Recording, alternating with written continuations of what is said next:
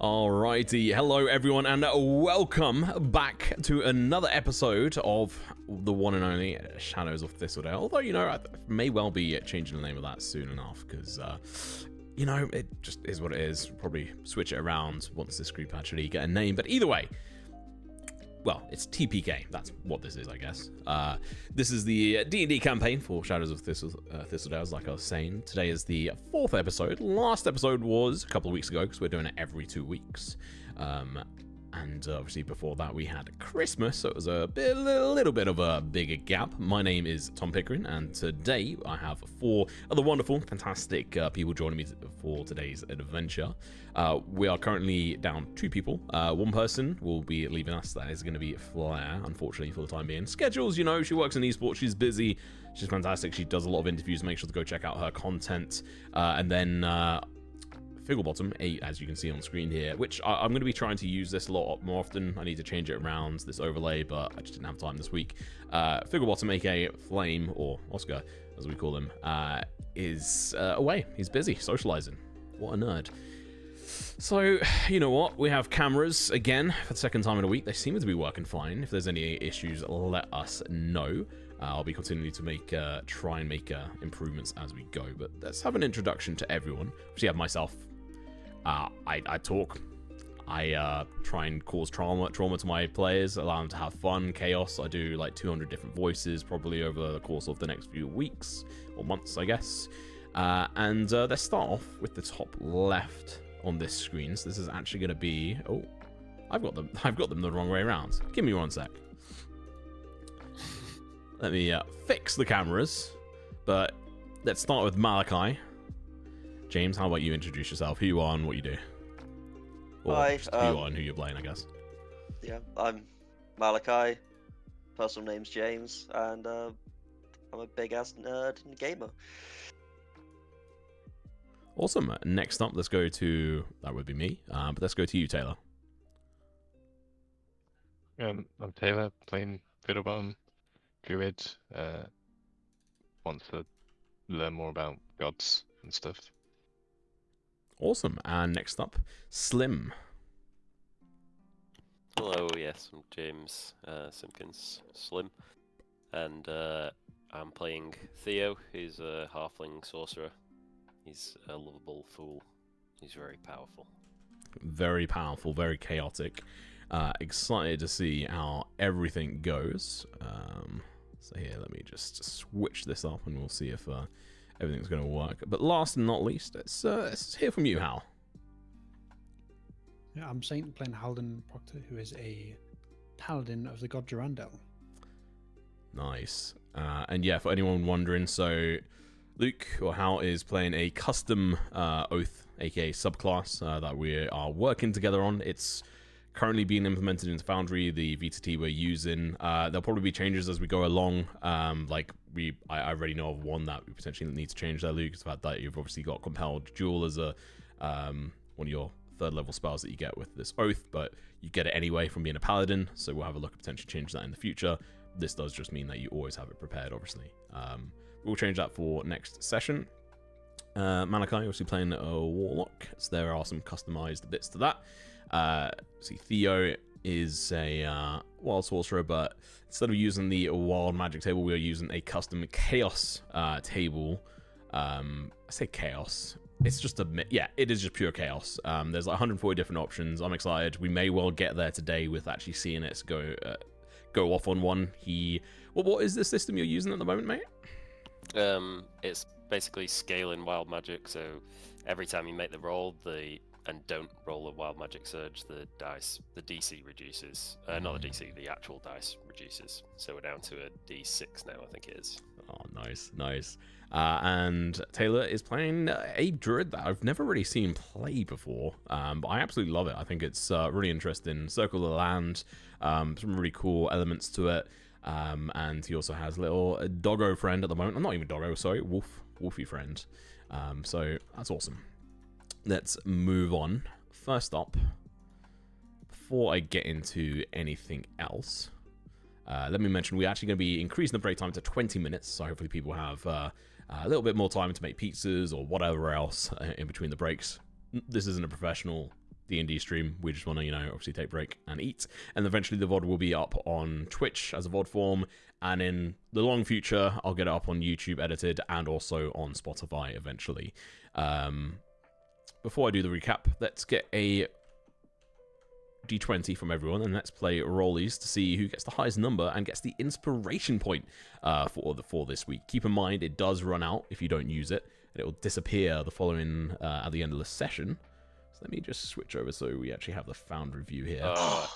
Yes. Boom. You picked me at the post. I thought I'd start off with a strong 15 and We need to roll some HP as well. Yeah, thank you for the reminder. We'll do Big that 4. as well. Yes, Big I 4. got it. So Yes. Theo, you have Finally. the inspiration, and I'm also giving myself a point of inspiration that I can use for anything. What we may end up doing is essentially use a system similar to what High Rollers are doing on their stream, which is kind of like a fate system. I really enjoy it, and they obviously borrowed or took it from the Star Wars RPG. It's something that I think is really fun, just the sort of back and forth, being able to use semi-inspiration throughout the whole thing. So I'll be looking to improve that when I've got implement that when I've got time. But I also want to try and keep things mostly simple at the start here, as Taylor is brand new to D&D. This is his first time ever playing, and honestly doing a fucking fantastic job. Yeah, don't want to overcomplex everything. There is also another change, talking about not overcomplexing everything. I have changed a rather important rule set, but it's to inline it with actually being usable, and that is the exhaustion mechanic. So we are going to be switching over to more of the Unearth Arcana version that they sort of released for D&D 1. So essentially there's now 10 levels of exhaustion. Technically 11, but if you get 11, you die. So instead of 6, it's 6, right? James? Slim? Sorry, what was the question? The normal exhaustion is 6 levels, right? I'm not going crazy. And then you just die. Let me double check. I can click on someone's profile. Yeah, it's 6, and it's okay. It's fun, but it's far too heavy. So I've posted the homebrew rules for this in the Discord. All you have to do is have the player roll, and you can have access to it. Steal it, use it, whatever. Most of it's just copied from what they released, but there is also the added extra complications I put in, where essentially every 3 levels of exhaustion, your movement is reduced by 25%. So if you start with 30%, 30 feet movement, at exhaustion level 3, your movement will go down to 20, and then so on and so forth. And it's always rounded down. If you reach 11 levels of exhaustion, you die. There's no rolls, there's no saves. You just die. You can get brought back to life, potentially, if your character wishes. To reduce the level of exhaustion, you take a long rest, which reduces it by 1. If you gain 5 levels of exhaustion, then you can't reduce the level of exhaustion that you have by having a simple 8-hour-long rest. You must either magically reduce it or take 10 days of downtime in one go to reduce it completely. And I'll be reviewing this as we go along. And I think there's one other thing. Yes, if you get knocked unconscious and then brought back, you'll need to make a Constitution saving throw. Otherwise, you'll gain a point of exhaustion. So I'll be implementing this through different ways. There's different ways, including travel, where I can now chuck on levels of exhaustion, and for every level of exhaustion you get a -1 penalty to all your D20 rolls. So attack rolls, saving throws, ability checks, magic checks. They're every single check that uses, every roll that uses the D20 has a -1. Every single one of them. And then if you have 2 levels of exhaustion, it's -2, -3, -4, etc., etc. And by the time you get to 10, I mean, you're pretty much fucked, let's be honest. But just don't let it get there. Cool. Yeah. Obviously, for all the players, that is available alongside all the other descriptions of all the conditions in the journal part of the Foundry. So if you go to the top there's a journal one, and it has conditions. If you look for exhaustion 2.0, you can then click on that and read it. I will delete the old one. There you go. And then you can see frightened, grappled, incapacitated, invisible, paralyzed, petrified, and everything. Or just Google it, like most people. Cool. Right. Some hit die. Let's get onto the hit dice. Do you all know which hit dice you need to roll? Yes. Well, I believe it's a D8. That'll do. I'm not. Mine was whatever flames was, but I can't remember. Should be a D8 if I'm right in saying for you. So the way you check, if you go on your sheet, Just hit dice, drew D8. yeah. So I drew a D8. So D8 is the 1D8. So if you, it's a hit dice plus your Constitution modifier. So for you, Fiddle, it is just a 1D8. Let's go. Give me something good. Hey. Yes! Nice. What's the 3 out of 3 when I click on this hit dice? That's how many hit dice you That's to have. use them. Yeah, Oh. so essentially hit dice is think that like a resource you have. So every long rest you get at least half of your, well, up to half of your hit dice back. Unless you're wearing armor during a long rest, then you get like a quarter back or something. Do I just roll here? So We roll. if you just click, no, if you go into the box and do /R and then do a 1d8. Or at the bottom, you can find the symbol for the 1d8, which is the third one along. If you just click that and then press enter. Oof. Do you have no... Indeed. Nice. I need to have my constitution as well. Yeah, so... Fiddle... We got some good rolls there. Nice. So let's go into this. So, Theo got 5 in total. So you rolled a 3, and you have a +2 from your constitution. That's pretty good, given the fact that you're a sorcerer. Yeah. One of the things I want to do is actually go through and reflavor a sorcerer completely, so it all depends on that constitution, because you know you're drawing from your ability and your like inner self and stuff, so that kind of makes more sense to me. I've always believed that's how a sorcerer should be. Or at least a crossover between charisma and constitution. Like, I think there's a few different ways to do it. We'll get to it. At the moment, I'm designing a race for like a raccoon race, so we'll see how that goes. What are that's for? Yeah, so then Malachi, you rolled an 8, a natural 8. What is your con modifier? +2, so 10 Damn. full hit point. Yeah, 10 points. Huge. Damn, okay, you guys are... So, Howden, you're now on 32? 9 + 3. Damn. That is ridiculous. Did you say 9? Oh yeah, you rolled a 9. I rolled 9 out of 10. Jesus Christ. Yeah, we're about to get to that. Constitution. And then, so Theo, what's your total HP now? 20. Solid round number. Yeah, it's not bad for a level 3 sorcerer. No. Malachi, what are you on total? Total's 24 now. Nice. And for you, Fiddle, you are on 17, I believe. I think so. Yeah, so if you click on the little cog below your health, then where it says 15, just replace that with 17. Do you have a constitution? No, he does not. Oof. Oh, yeah, done. Real rough time Use there, my rough. channel divinity on. Yeah, so I think... Con's the dump stat. Wow, yeah, that's kind of like... To be fair, though, he's got wild shape, so although he technically has lower HP than Theo, he also has, like, more. There. He's rarely in that shape. And his AC is a decent chunk higher. Yep. And for Figgle, we'll come back to that next session. And just to clarify, they all leveled up to level 3 at the end of last session. It's now going to be harder whenever they level up. Whenever you guys level up, you'll have to actually have a long rest to get any benefits from leveling up. Cool. All right. I think that is mostly it. Am I missing anything? I was going to say, am I okay to prepare an extra spell given the whole compelled duel thing? Yes. Thank you.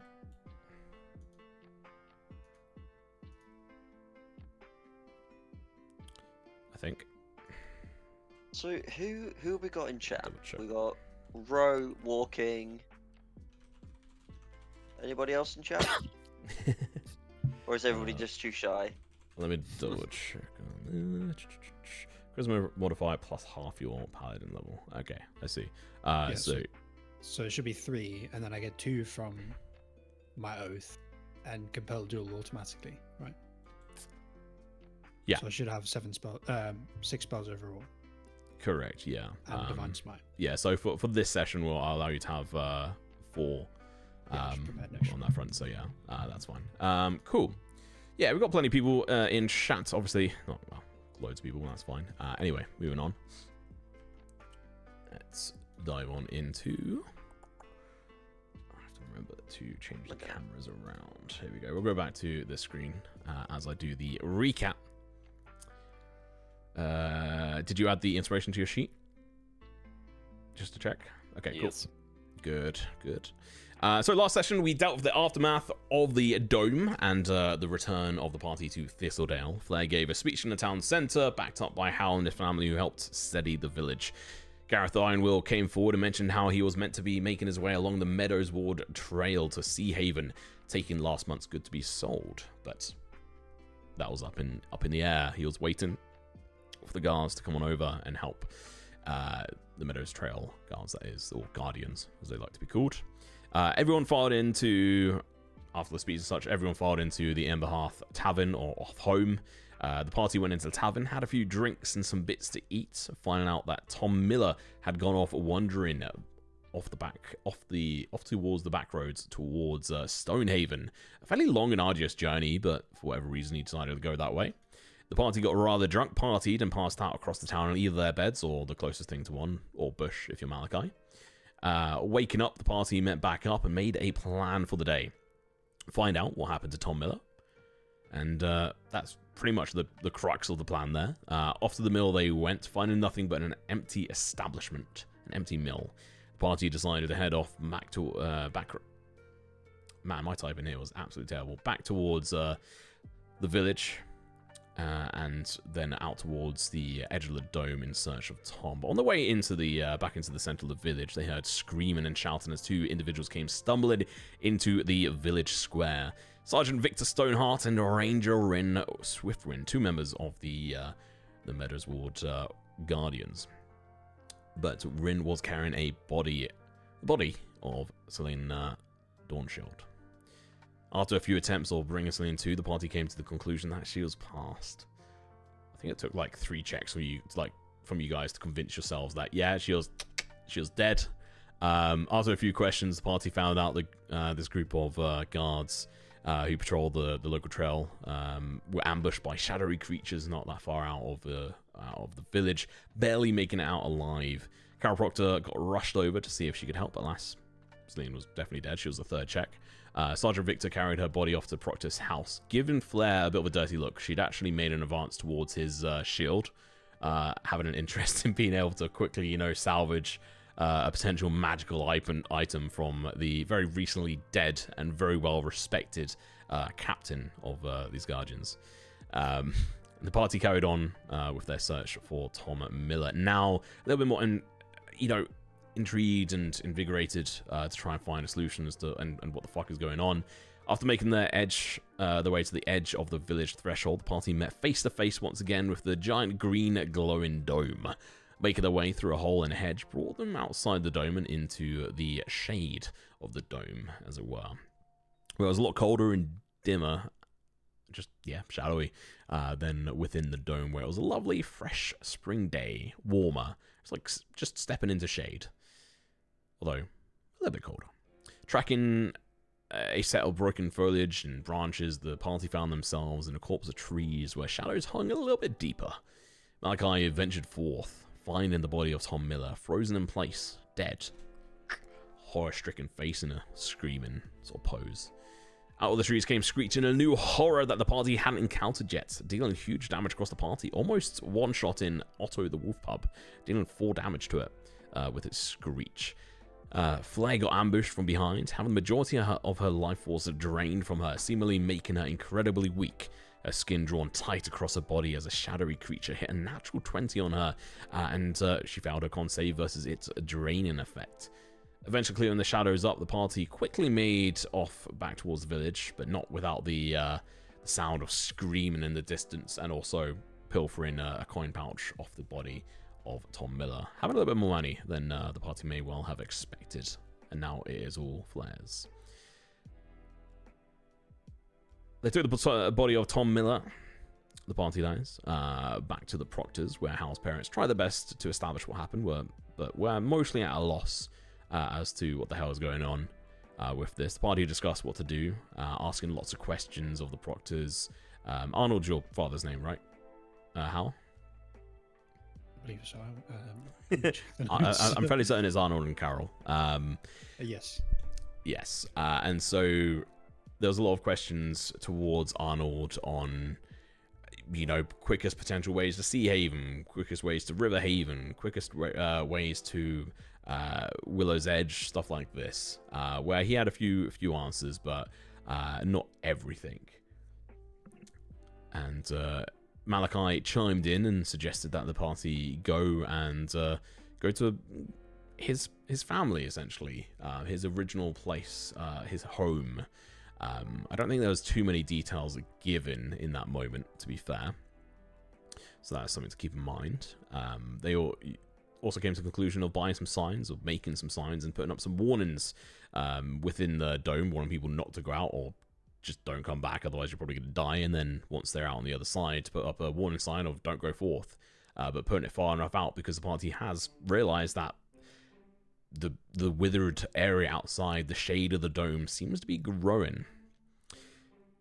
And the signs are in pretty good condition as well. I think you rolled a natural 20 on your performance check, and the total was like 21, I think. Or no, would have been higher than that. Probably like 24 or something. I can't quite remember your modifier. But yes, that's where the session ended. It's potentially just after midday, by an hour or two, you're not too sure. I'll say you're all waiting at the edge of the village at this point.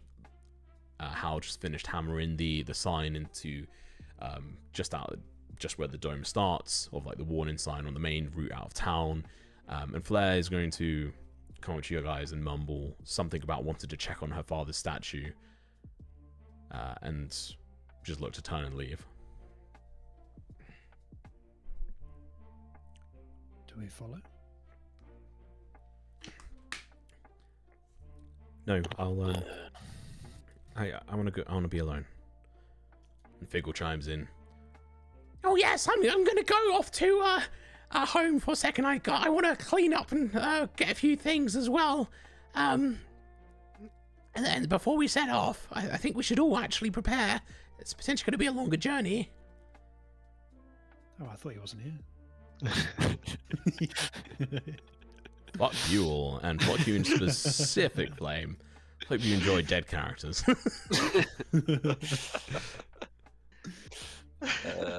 Right, well, I think I'll probably go and grab some supplies then as well. Is there anything that we specifically need? Anything that you guys need if I'm going to get stuff? Well, how many more of these things do we've got to hammer in? How many roads are there? What, the signs? Mm-hmm. Oh. Getting more signs would be a good idea. Do we not have So enough? we can, I don't think so. I think we only had like 3 to 4. Wouldn't the dome scare people off anyway? Well, it didn't scare us off. We walked through it. We can survive walking through it, that's why. Didn't scare the bird, but I guess they can't read. I think it's more of a forewarn. Better safe than sorry, as they say.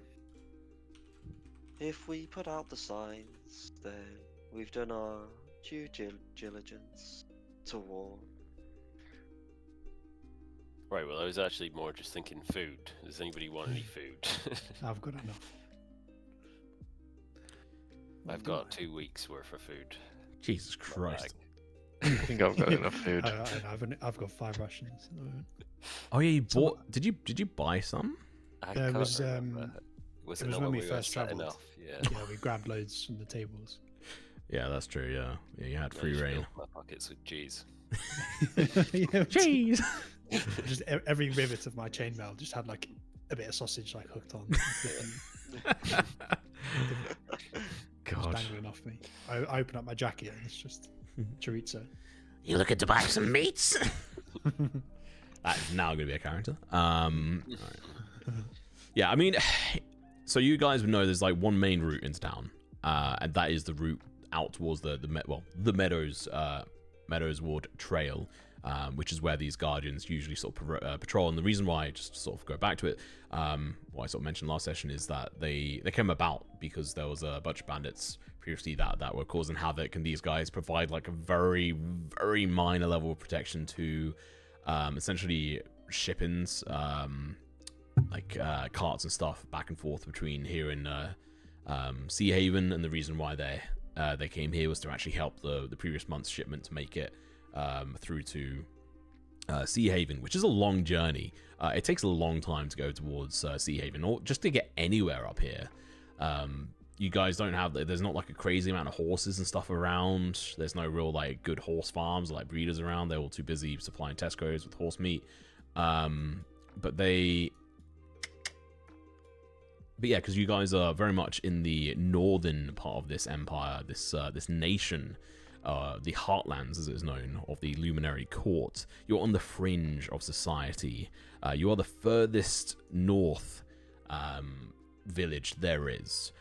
This whole area which you're at, it used to be a battlefield. There, a few hundred years ago, it used to just be the sort of like no man's land. If you think of like World War II, like that, like the trench areas and stuff, like these few hundred miles of land were just no man's land. Like it would just be cascaded with magic and battles going on for just years and years and years, just stalemates, until one day, eventually, Luminary Court managed to overcome and beat Ashen Reach. And for whatever reason, which I mean you guys may be a bit familiar with, but it's been a couple of 100 years now, they felt so confident in their victory that they don't even feel that they need to have a proper presence up here. There used to be a keep off in towards where now the Mistwood Forest have sort of properly taken over, but that is completely in ruin. And I'd say for how your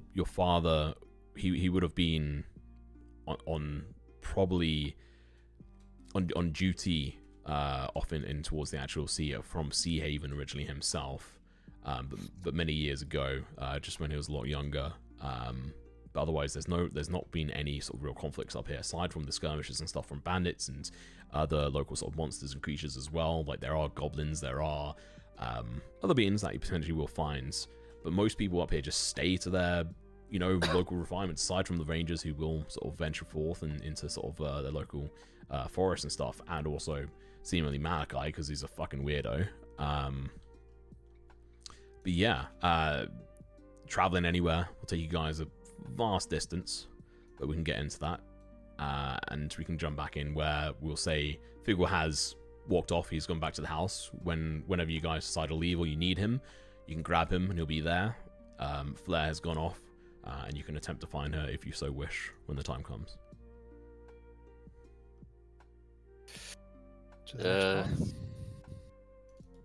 Yeah, I don't really know what else I need to do. Well, I've got everything I need. So. Has the word been spread to everyone about leaving the dome? Everyone We was asked here, them to yeah. spread it in the village, didn't we? So Yeah, I think if we focus on the other signs, we'll... Should be good, yeah. Yeah, I did ask them to make some more. I don't remember how many. I have We two have- on me. Yeah, we have two more. Oh, So- right. You have one more One sign. more. So did we do the main road, right? You did the main road out of town, your side of the dome, and then the idea was to put the other one as far out along the other road you can to try and warn people, but with the idea that eventually, if it keeps growing, it may take over it. Yeah. Are we ready to go, or do we need to go? Do we want to have a rest first? Before we I head out wouldn't that way? mind having a rest and saying bye to the pigs. Yeah, sure. Maybe I could ride one of my pigs. Well, it's midday now, right? So what preparation do we need to do? How far out were we planning on going? Over roads, it's about 80 miles-ish. So we probably If need, we like, go that. over the fields, Like Three 3 days. days. Yeah. 3 days traveling there, yeah. if we go over the fields and I don't get lost, maybe I could get there in 50-ish miles, so 2 days, give or take. It's been a while since I've been back home. A long, long time. But I mean, so when we were talking about the other sign, that's on the way to Malachi's place, right? Yes. Yeah. So, and it was 80 miles, we said, right? Or 80 whatevers. He doesn't It know is exactly. miles, but he's not being exact. Unless Malachi, you are saying like it is exactly 80 miles. Oh, he does not. He's made it up. It's probably like Yeah. 5. He has no idea. He knows it's a long time. Yeah, Like long way. he didn't walk around with a little stick that goes click every single mile he takes. Why not? He's rolling things. Yeah. Let's Do just we know how long the distance would actually like how? Because I presume we'd probably measure it in days of travel. So do we know roughly how long it would take to get us to 2 Um, days. 3 days. about 5 hours? It's like 2.5 sandwiches, Well, I've Yeah. got 5 sandwiches on me, so unless you're a halfling, then that'll last you 2 lunches. I got 14 sandwiches in my bag. That's a week's ration. So, I mean, it's a bit of a difficult one. You could ask. There's a few different people you could ask for. How long would it take to get to Willow's Edge? How long would it take to Sea Haven? Those kind of things you could definitely ask. But because like Malachi's place, like no one else in town. I'm not gonna make you go and ask for it. Like no one else knows exactly where like Malachi is taking you. And how long that'll take. Aside from the fact that, yeah, I don't know how much information you've given Malachi. So I can't. Yeah. He said 80 miles on the road, via road, or less if you go off track. Assuming we don't 10 get a lot. days food's going to be enough food, Yeah. isn't it? but we also need to head along the road because we want to put this sign down a little bit out of town, right? Yeah. So We could head to Willow's Edge proper before detouring to my place. If We- that need will to? be better. Remember No. what Willow's I'm Edge thinking is we Oh again? put yes. I'm thinking we put the sign a day's walk away, mentioning along the road, and then we head to your place because it sounds like you really want to go there. And frankly, I've not got better ideas. So It should provide, hopefully, more clarity and I have give a us lot a of better questions. idea of what's going on. Sounds like a plan. Hopefully, we can get those questions answered. Oh, Willow's Edge is Yes. another village. Yeah, Yes. and I'm So not we sure know how many where that answers is, we'll yeah. find there. It's about 3 days southwest, from my knowledge. Willow's It is Edge exactly That the closest hours. village. So actually, you would all know this, and because I need to update this. So it's from Thistledale, Willow's Edge is actually 5 days. Oh, fucking hell. All the distances have increased because I changed the scale. So let me just quickly update that because you guys He would wants know. more interactions. I'm not sure you've got the description for this town in the lore channel either, Tom. All of a sudden, great expanse. Oh, I've got it in the wrong Everything order. haven't I? grows. Yeah. The universe is constantly expanding. This is just The effect that we've had on our planet. All of a sudden now, just Yeah. Okay. You can ignore. Let me remove this and put it here. I need to rewrite the description there for Willow's Edge. It's outdated and I can't remember where the correct version is. But you know Willow's Edge is it's a weird place. It has like a weird vibe.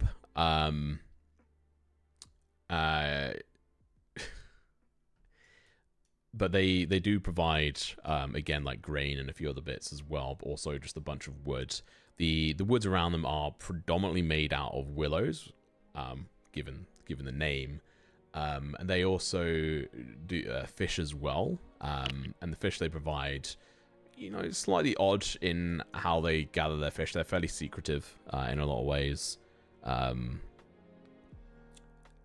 they're a lot older as a village than Thistledale is. They definitely sprung up probably about like 100 years earlier than Thistledale did, and then people separated off from Thistledale and Stonehaven and off Willow's Edge and Stonehaven created Thistledale. You'd also, and this is important, lore drop.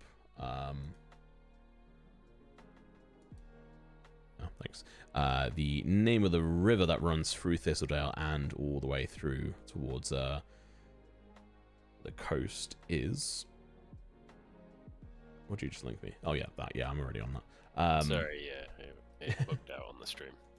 What bugged out on stream? My camera briefly. That's why I relinked. Ah, okay, I see. Yeah, it's fine. It started working again. Yeah, no worries. My brain is lagging. I can't remember the name of this river. Sent it? Question mark? Let me have a look. Dreamflow. Thank you. And there's been like a bunch of like mythical talks about what is connected in with it, alongside, you know, potential things about Somnia and stuff as well, but Thistledale hasn't really bothered itself with that. But Willow's Edge is a weird place full of weirdos, and there is trade done there, but they're very secretive and have walls up around their perimeters. But yeah, sorry, back to you guys. Alright, well, I mean, if we're gonna go there before we go to... how far is your place from there? Because it's 5 days to there, so we're definitely gonna need a bit more food. And we need But to we get can back as food well. there, presumably, if they'll feed us. Hmm. Do we They'll want We have sell a us coin. the magical grain and I fish don't. or whatever is special about it. You guys have coin. That should be enough to buy us food to get back.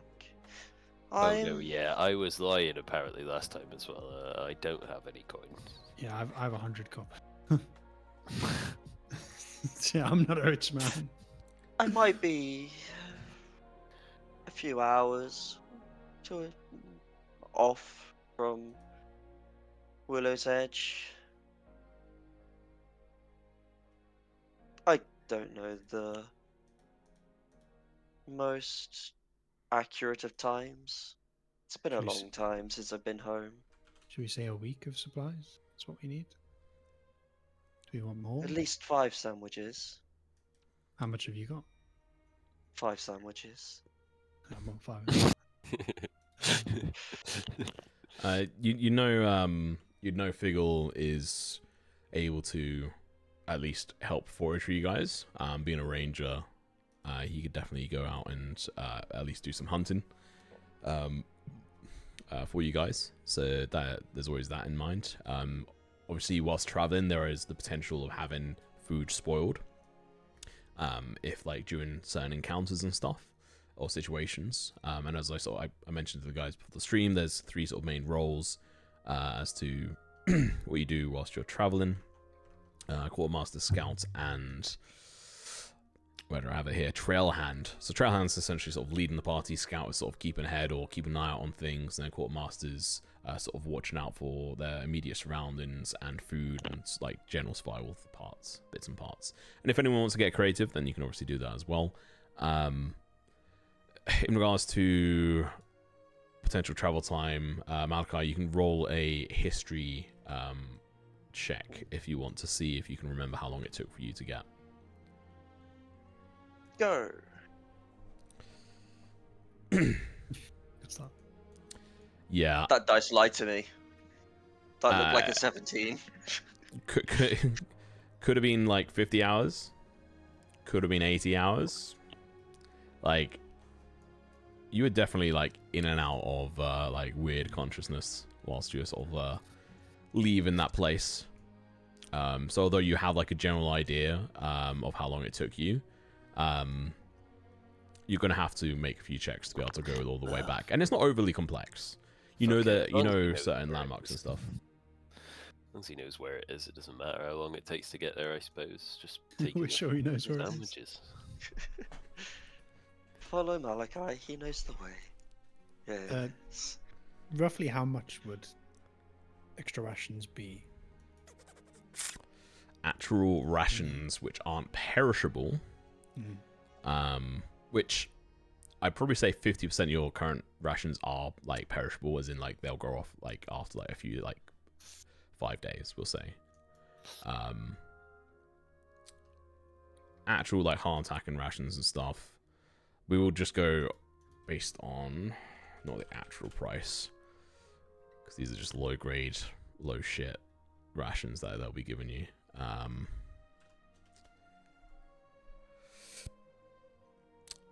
If I'm right in saying, yeah, so they probably cost about 25 copper each for an actual like full day's rations of something that is non-perishable. Perishable rations will be about 15.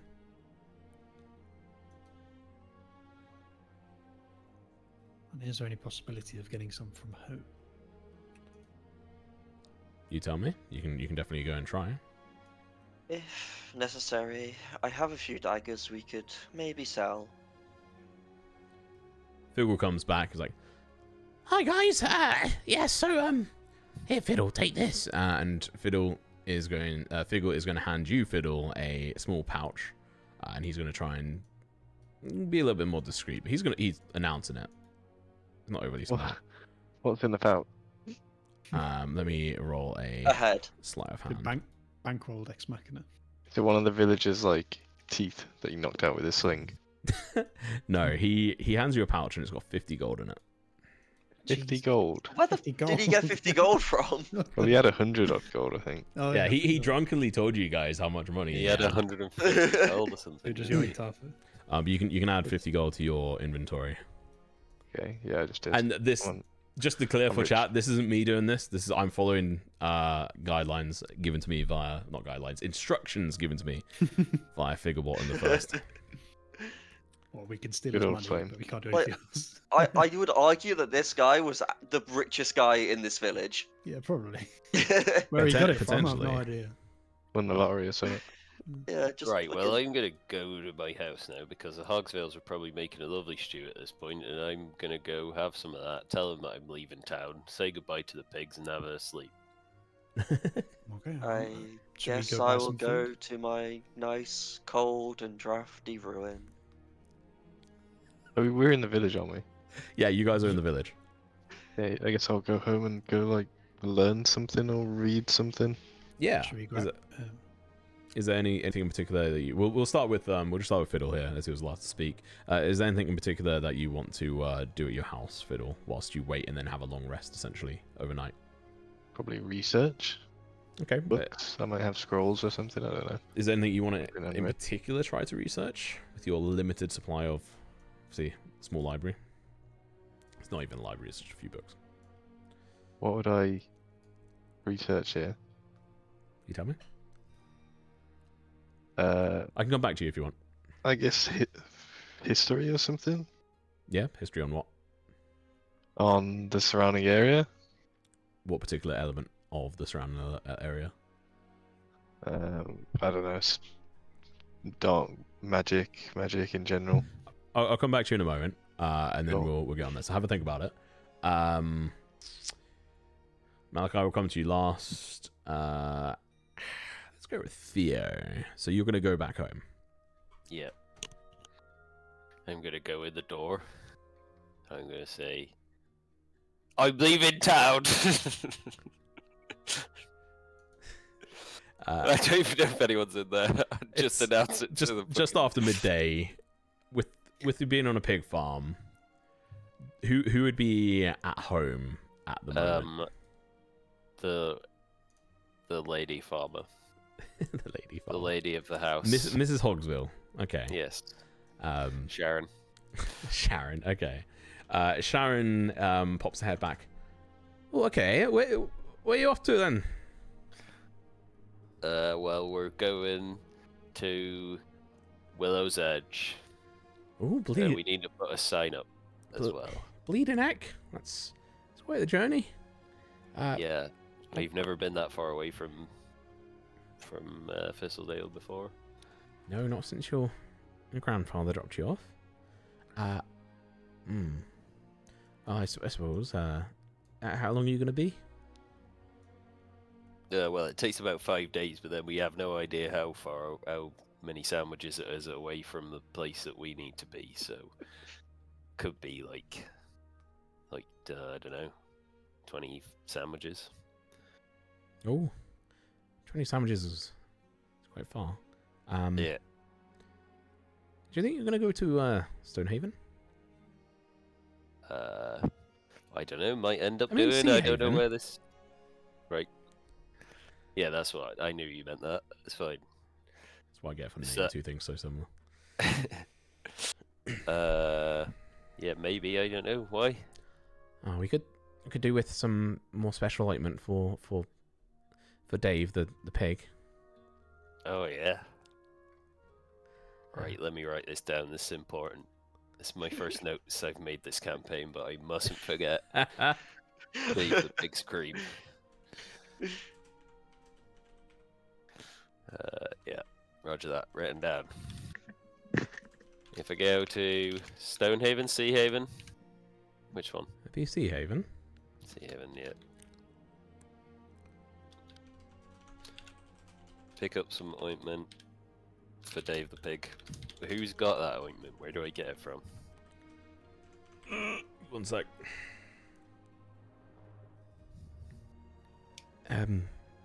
Maybe from the from Ceridan. She's provided it before, but we've not needed it in quite a while. Okay. She's got a little apothecary near the seafront. Okay. I can do that. Ceridan Frost Whisperer.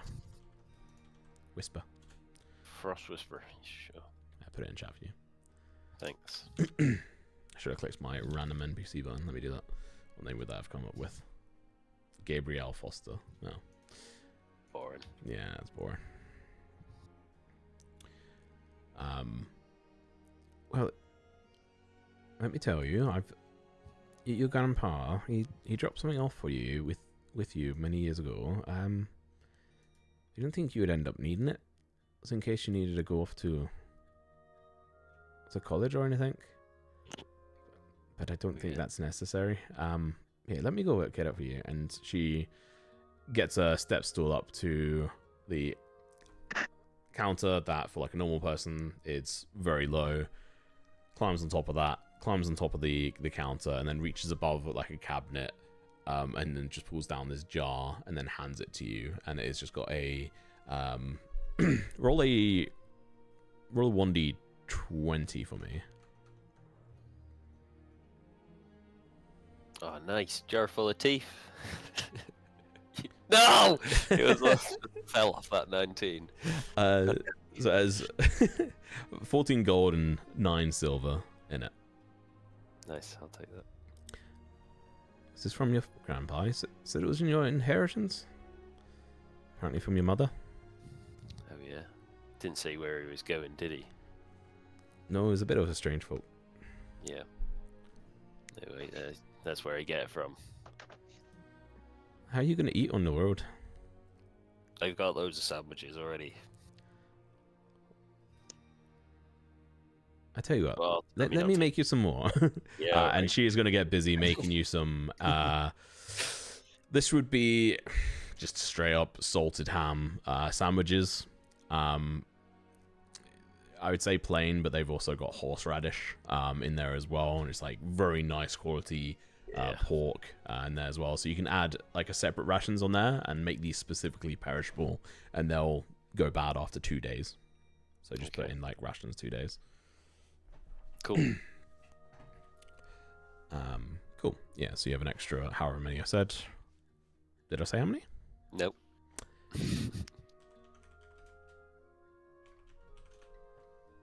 Let's roll a couple of dice. Jesus fucking Christ. Yeah, I probably rolled too many dice there. Just gonna hand you 6 of these 100 sandwiches. sandwiches.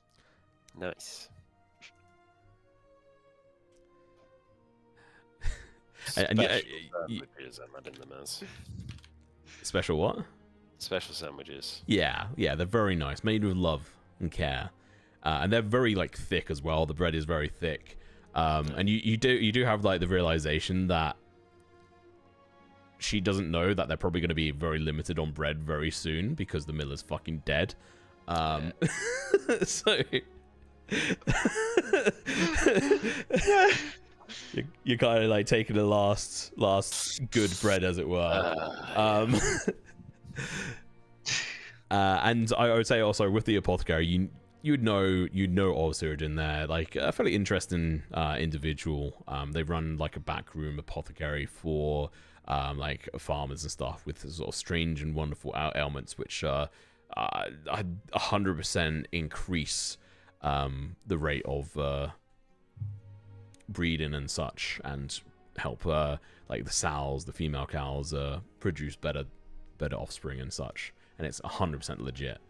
But yeah, and you know Was that there is in anything Sea Haven. special about the special sandwiches? Sorry, did they do anything special? I didn't hear that part. If they did, I was too busy writing the flavor text. Do they do anything special? They feed you. Yeah, did they just feed me good? Yeah, they just feed you good. Okay. They're good sandwiches, but they're not that good. Okay. Actually, I'll tell you. Let's do. So Really, what? magical herbs in my sandwiches or anything? Yeah, you get fucking high as shit. Wild you- magic surge. Yeah, you just start spouting off like fireballs out in every direction. You don't even know the spell. What I did before in one of my other games was I rolled to see how good the homemade wine is of this pub, and this motherfucker, this barman rolled a natural 20 plus his modifier, which was pretty good. He was an ex-adventurer, and so it's just fucking incredible. So I tell you what, with these sandwiches, I'll roll a performance check. Sharon Hogsville does. This is 19 overall. yeah, her bread and butter. Pretty damn good sandwiches. They are fucking incredible sandwiches. I'll say, because I gave you 6, which means each time you consume, like each day you consume them, which you obviously have like 2 days consuming them. I will say you get to use like if you use it over like a short rest, you get to use a hit dice without actually consuming one. Oh yeah. Oh yeah, So these you are can real add that good in there. sandwiches. They're very fucking good. Probably a lot more powerful than I probably should have made them. But I don't. Yeah. Improv. Good lads. Nice. Yeah, you're muddied up, you're sandwiched up. Probably half those sandwiches won't make it out the door, but what are you going to do next? You're just going to chill by the fire, start drinking? What are you going to do for the rest of the evening? Well, I'd go and see Dave first. To Dave the pig. Okay. To see, make sure he's all right. If he needs his ointment again, Dave's probably in rough shape. So Yeah. Well, so Dave the boar is in perfect shape. Essentially, what you've been sent off to get is essentially it's like a blue pill for a pig in a lot of ways. Oh. That they're sending you off to go and get. Nice. It's that around that time. Dave's a busy guy.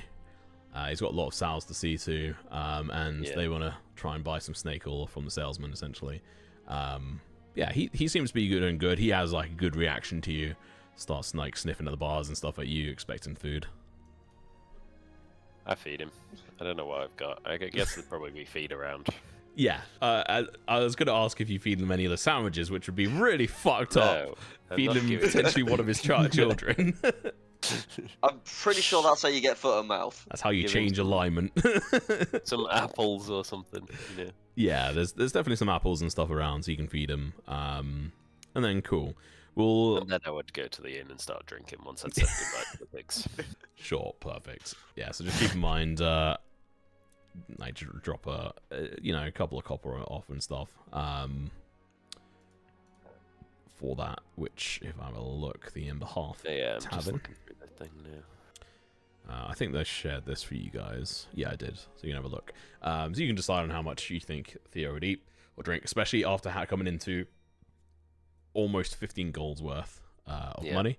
And let's slide on over to Hal. What are you doing as you separate from the group? I was thinking of going to church, Okay, making a little pledge to my god. go for it. So you can pop off home.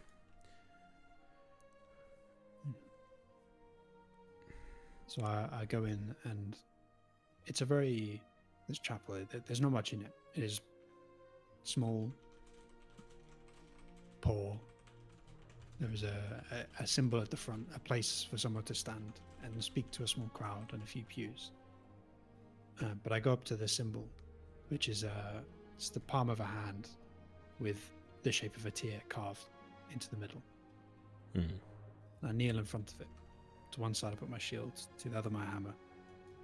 And I put the same hand on this symbol. Takes a deep breath, very nervous breath, and says, Hear my faith in my words. Feel the strength of my resolve in the strength of this oath. Where there is darkness, I shall be a beacon of your light. Where there is silence, I shall speak up for those who cannot. And where there is violence, I will be a shield for the meek. While I stand, I will do everything in my power to protect those around me. And I ask for nothing but your guidance in return. Show me the way, and I will do what I can. And he just sits there for an hour, 2 hours, mulling over his words, not moving, hand the whole time held against the symbol, thinking about what he said, what he has committed himself to, and what he will do tomorrow. Very nice. I love it. Beautiful. Tell you what, you inspired me. Have a point of inspiration. W, I'll take that. And roll a religion check for me. Oh, hello. I'm nervous now. Be a good prayer. Oh, yeah, it was terrible. Okay. You definitely feel yourself that your resolve strengthen and your connection as well, and that the oath you're taking hitting home. And when you eventually sort of turn around and look, and you can see your father sort of standing there, sort of leaning on the door, just sort of watching. He just gives you a nod and turns and walks away. He doesn't show it when Arnold's looking, but the second he turns away, there's a smile on his face. And he's wanted to make his father proud, and he's never really known how. And I think he's finally figured out how he can do that. What he can be as a person through his faith. For sure. And it's definitely something that maybe Hal isn't fully able to recognize yet. Because how old is Hal again? 22. Yeah. I'd say maybe it's not fully able to recognize it yet, but something maybe you'll come to realize is the amount that your family has sacrificed and sort of endured for the village, and the ways in which they go about helping, and how that will sort of differ to different villages, different locations and such. So this is definitely the start of a big journey for Hal, emotionally, physically, everything on this front. Really, like your connection to your god, everything on this front. There's going to be a lot for him to endure. Yeah, definitely a beautiful moment. And after those hours are up, and you have that moment between you and your father, is there anything else? It's bedtime. Okay. You can head off to bed, and we'll come back. And we'll do long rest for everyone. And by the way, who isn't on watch together? Is it you, Taylor? Oh, it might be, yeah. You twat. You didn't get the beautiful symphony behind. Yeah, I read that. I'm so happy I was able to switch and work. I was like, okay, which song was going to be good for this? All right. Oh man, fucking multitasking, Jesus. All right. So done with you. We'll move on over to Malachi. What are you doing with the last few hours left over within the dome, within Thistledale? I will be recovering said buried items that let me know the way back home, which I buried 15 years ago. Roll a survival check for me.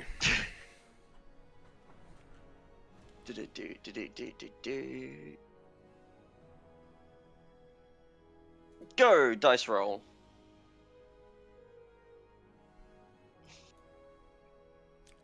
Yeah, you're able to trace back to where you buried such items, and it's a very crudely drawn map. Can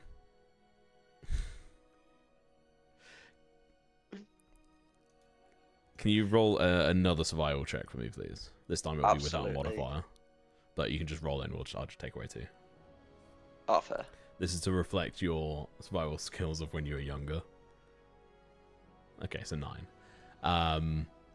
yeah, it's a very just like very low quality drawing where you kind of have to have had the perspective of exactly where you started from and to know exactly where you're going. Like you are no cartographer on this front, and there's also just the insignia there as well, which I won't describe. And then, do you think there was anything else that you would have buried within these items? Just like it would have been like rocks with like everything I need to get back. So a bad map, what I've sent. So, and then yeah, just it's not a lot, just like a small pouch Okay. with just things in it, Yeah. interesting things, helpful things, Yeah. As not you. special things. Yeah. When you essentially hit it behind, just outside of the village, or well within the dome, but a bit further out, in one of the fields behind a tree, you uncover the stones in which you'd buried this stuff, like sort of within, expecting potentially to have gone back many years prior. We hadn't taken into account that you'd actually left some rations that the Proctor family had given you at the time and hid them in with this as well. And it is just disgusting. Like, it is just straight up moldy, dank. It's not very good. Luckily, the paper was kind of in a sort of position and sort of very well covered, that it's not completely ruined, and you were able to see the very bad description of it. But the added sort of like smell and of the dank food, as it were, is not the greatest. But Oh no, Phil, whatever would that be like? But yeah, Malachi, not too bothered by it. All too familiar. My watch together is fucking up 1 second. Is there anything else you would like to do? No. Let's quit out of watch together. Okay, cool. Yeah, you go about chilling. We'll come back to now Taylor. Was there anything you could think of specifically within what we've talked about that you'd want to maybe try and check over some of your books, which you would have by this point have read hundreds of times, I imagine, Yeah, and maybe over the even years? one of Figglebottom's books. He's probably got one or two because he's a ranger, looking at different animals or something. So maybe look into direwolves or whatever Otto is. Okay. Roll a history check for me. Yeah. See how you do.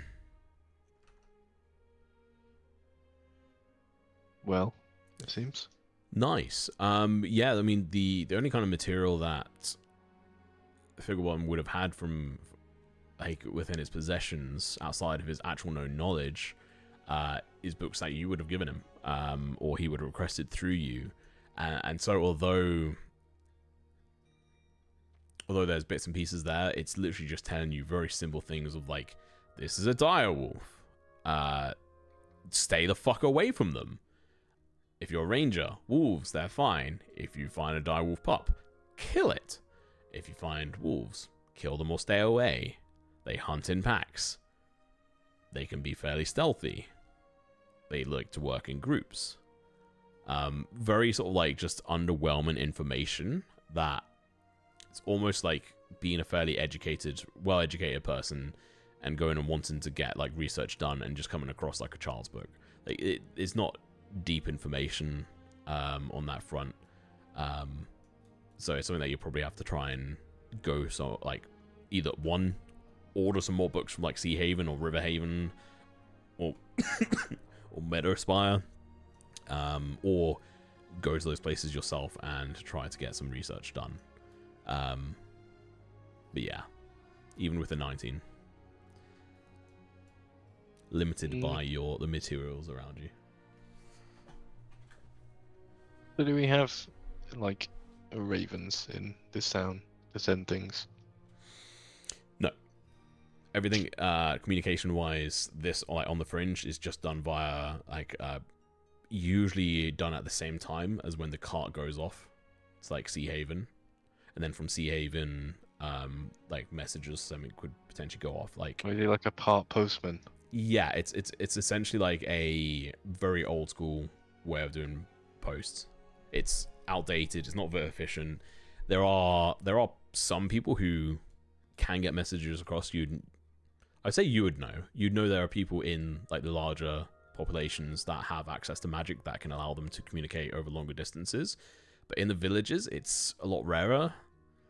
Or the people that do tend to keep it to themselves because they don't want to have to deal with the influx of people knocking on their door every day of like, hey, can you message my aunt down like over in Sea Haven? Can you ask her how she's doing? Like there will be people who have potentially like access to some forms of like communication and stuff, but they likely keep it to themselves unless emergencies and such. And because you're very much on the fringe of society here. Well, I'll just go to bed, to be fair. What time Right. is it at this point? Like, by the time you've sort of like gone through ruffling through all Figglebottom's stuff and him like helping you as well and like trying to find like maybe this is useful, and he's like getting a few some of his own notes and stuff, but I don't imagine, and we can confirm it next time, I don't imagine Figglebottom's ever sort of imagined trying to tame or befriend a direwolf pup. So it's a little bit restricted. So by the time it's probably like into the evening time at the moment, so you can settle back, relax, and you and Figgle can sort of chill and prepare yourselves to go off. And what we'll potentially do next session is come back to this moment where maybe there would have been a conversation or something if Figgle feels like it was necessary. But for now, he is just fucking around, being a jokester. Well, he would have actually popped out, not of order, he would have popped out at some point and gone off to, let me check on the names of this, let me check what he was asking for. He would have gone off to the Iron Anvil blacksmith and also the Timbercraft Nook to try and get some tools and spend some of his money, his coinage, to essentially start trying to make some bits and pieces, which I won't delve into, but that was what he was doing. I can't hear you, Taylor. What did you say, sorry? Huh? What? Did you say Taylor then? Yeah, I couldn't hear you. It looked like you were speaking, that's all. Oh no. Okay, that's fine. But either way, yeah, you settle off. I think everyone's gone to bed now, so that is fine. If you can all have a long rest. So I think if you just go into your profiles and click long rest, that should then work fine. If you need any help, let me know. I will also do Figgles, although we have not finished his level up at the moment, so, and I'm not going to roll his hit dice for him. That's his job. And just for anyone wondering, I'm going to be running Figgle for this session, just to keep it simple.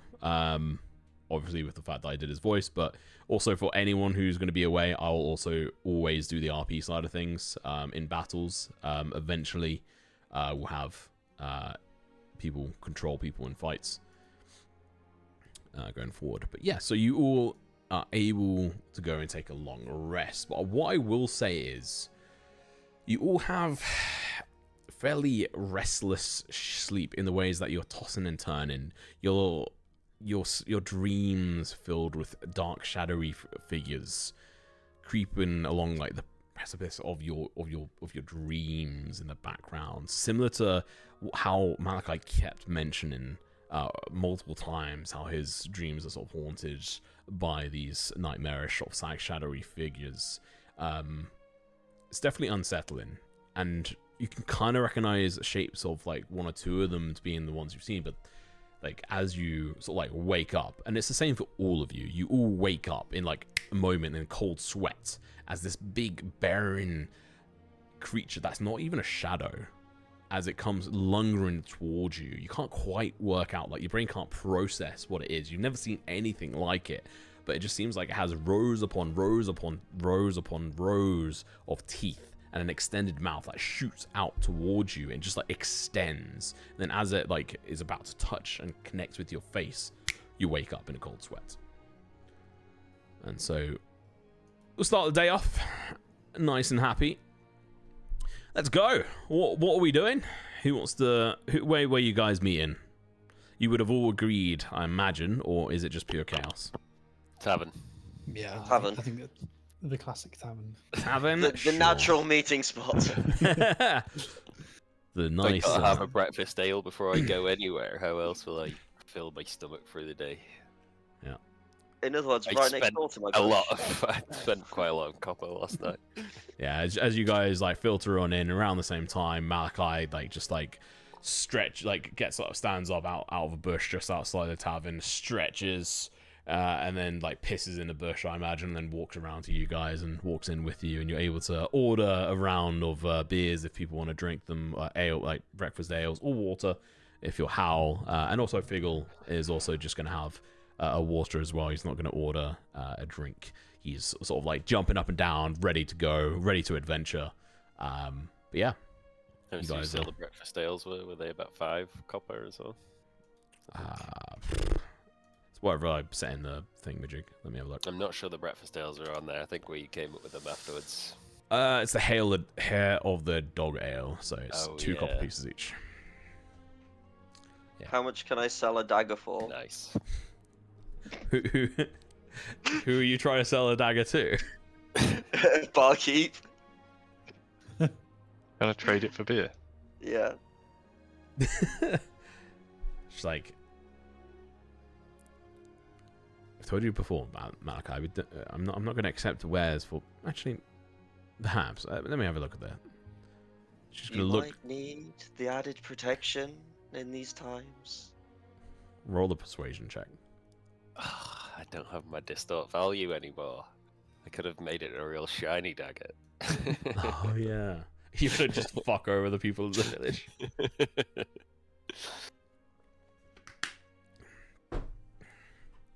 Right.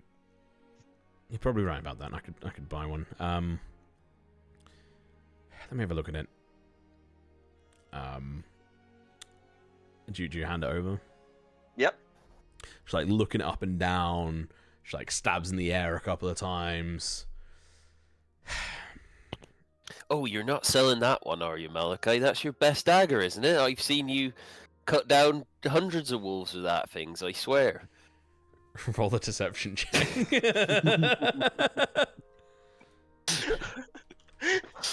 Come on, my charisma's gotta work for something. I swear if you fuck this up. Oh, fuck's sake, it's a 7. It'll never work. True. So they rolled really bad, but they're Yes! like technically they didn't roll as bad as you on their actual dice, but their modifier is not as good. So,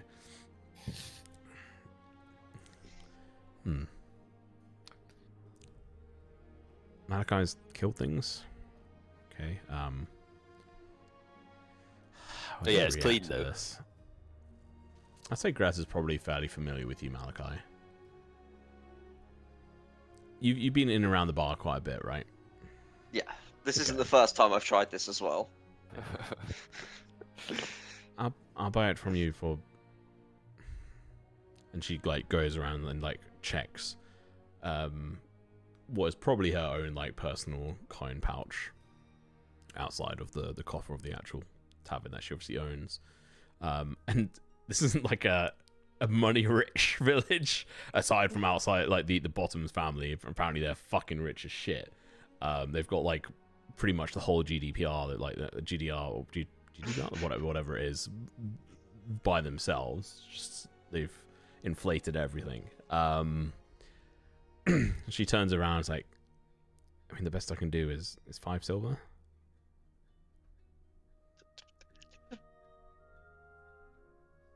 Yes?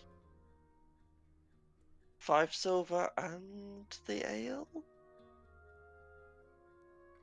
She like just sort of stares daggers at you. Sure, that's fine. And she pours you 2 ales, and you can remove that one of those daggers off your sheet and add 5 silver. 2 whole ales. Like 18 is a pretty good check, and like they're coming with like somehow assisting, but like like these people are like not rich. All right, you will have your ale or water if you're Hal and Figgle, unless Hal has started to drink. My body is a temple. Mine is a palace. Did everyone get enough sandwiches yesterday then? I've got probably some spare if someone needs. Should we get a little extra? I don't think we went shopping. Well, actually, Sharon gave me 6 excellent sandwiches, so I have some going spare. Dibs. Well, how many have you got? How many's everyone got? Oh, got enough think we food for probably 5 have days. enough. Well, if it's about a week's I've got travel total, 9 remember, we days. need to get back. I You two have have got 5 days. Yeah, but if Right, we well, get I'll there, we give can you buy two- stuff two there as well. each. 2 each, and then you both got a week's worth. You say you gave me 2? Yes. Yeah. You I have and 9 Malcolm. days of rations, so we should we'll be be fine. okay. I'm Isn't just trying to Mama get going to some- like a town, so we Yeah, can buy yeah, stuff there? exactly, yeah. Yes. I'm just trying to get Okay, some of then. the weight out of my pack. It's all full of sandwiches. I can carry more if you want. No, it's all Very good. strong. I'm below the second threshold, but I was getting close. I mean, because you're a halfling, you technically have to have 2 breakfasts, 2 lunches, and 2 dinners. So yeah, true. it gets a bit much. Like Gotta carry a 4 lot of meals a food. day. If I think it was like Phil joins in like, oh yeah, I actually have 9 rations as well. Me and Phil essentially raided our cupboards and put everything together. We should be alright then for food. Well, let's head then. Should we Right. get Fleur before we go, or should we just... I don't know. There is a strange I think- absence of her energy within the tavern. She has not come to the meeting point, but you also hadn't seen her since she walked off to go to a statue. You also didn't I tell her to think- meet us. If we leave a direction to go to Willow's Edge, Flair could get there. Yeah, alright. What's It's- the bar lady Grace? I believe it Which might is be a like bit Greta. dangerous for her to travel, considering what the shadows have done, so it might be safer if she remains. That is also a good point, yeah. Hopefully, we may be able to bring back a cure. We should tell her. We should at Yes. least see Leave if a she wants to message? come. If she doesn't want to, then that's fine. But we know from the last few days that I don't think her assessment of threats is perhaps as good as the rest of us. Might be the safer choice to leave her in safety whilst we find a Yes. cure.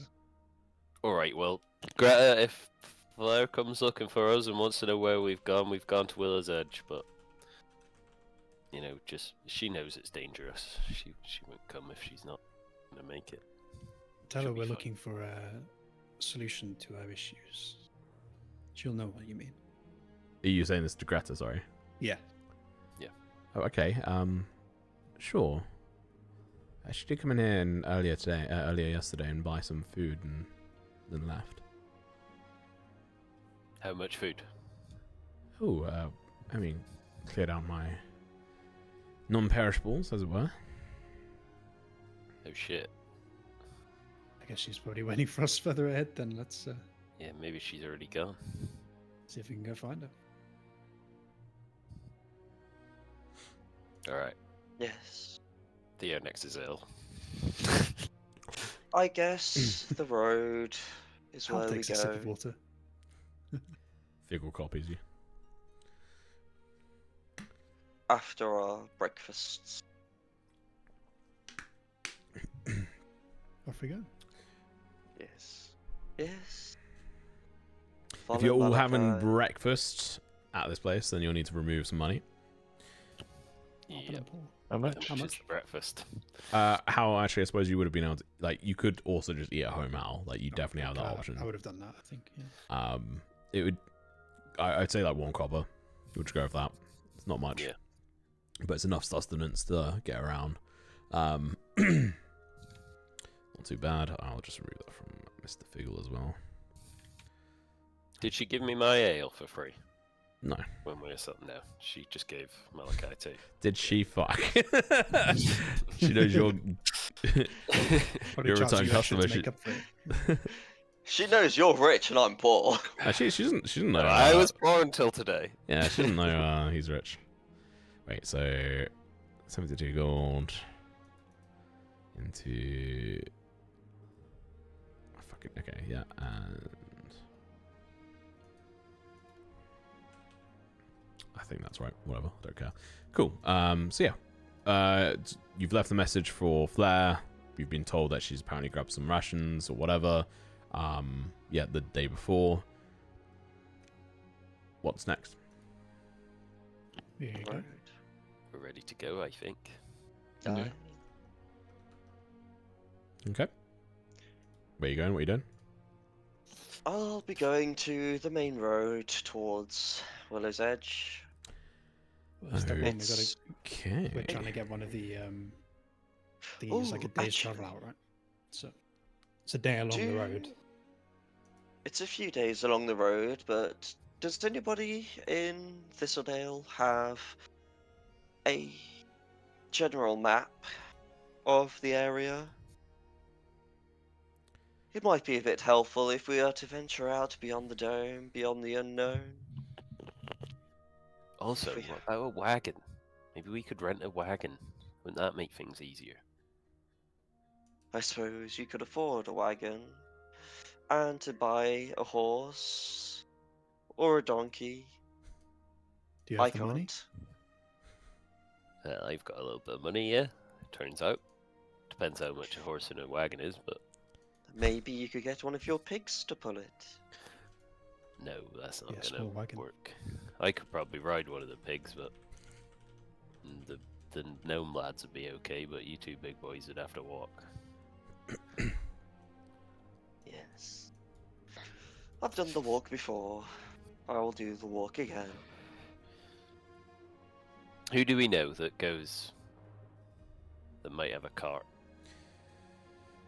I mean, there's a couple of people with like carts for around the town, but otherwise the only one that's like made for like long distance is the one that Gareth, I want to say, has. Let me double check his name. Fairly certain it's Gareth. Yeah, Gareth Ironwill, who's essentially the caravan master. He's essentially in charge of making sure everyone's goods get to Sea Haven and sometimes Meadow Spire, but that's like once a year travel. Otherwise, it's to Sea Haven, where he like essentially just offloads and sells everything in bulk that the town gathers. And he's got a fairly decent caravan that also is his home. He doesn't have like, well, yeah, and he also has a cart as well.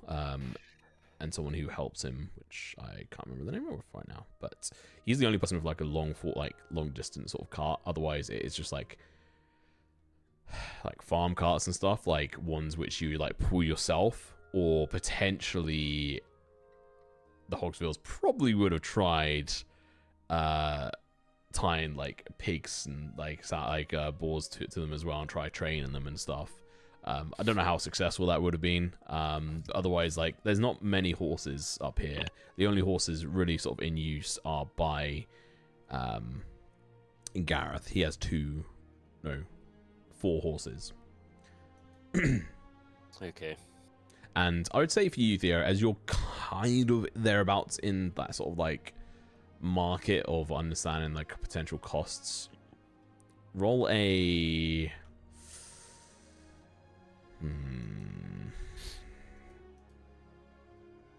let's say we'll give you a history check on this, and I'll give you a background sort of bonus on this as well, just in the background.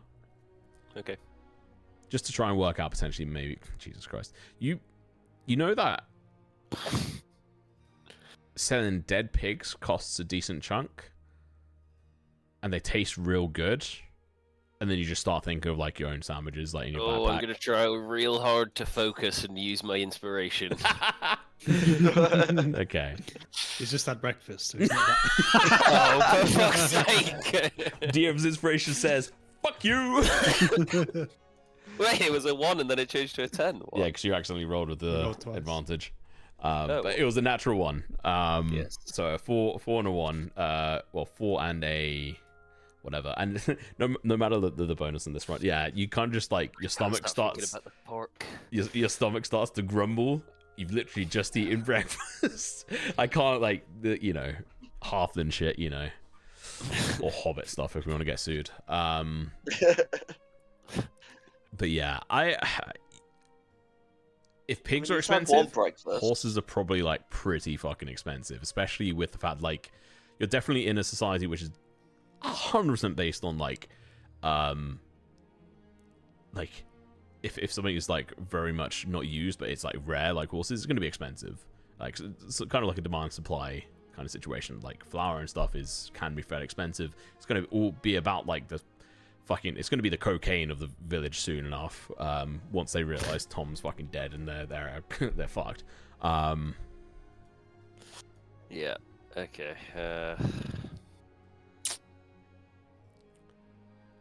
Alright, never mind. We'll just walk. I don't think it's worth it, lads. We'll probably spend more than my inheritance. I only got that yesterday, so. Well, maybe if we're lucky, we could stumble upon an abandoned horse and cart on the road. Oh yeah, I don't see that happening, but sure. Well, maybe they've been killed by the shadow people. Well, then they'd probably kill the horse. Exactly. Jesus. Exactly. All right. Right. Right. I plan to go down the road as it's a lot easier to not get lost. Oh yeah, probably safer too. Yes. You gonna ask Because around for any go kind over of? the fields. I'm sorry. Carry on. Oh, go on. What was your To go over suggestion, the Tom? fields, we What might should go we to a ask around forest for? and get lost. Oh, the map, right? The map that we were on about. What are you going to ask Yes. around for a map? Ask around for a map, maybe some directions. Who would have It's a map? been a while. Uh, The topography might have changed in the last 15 years.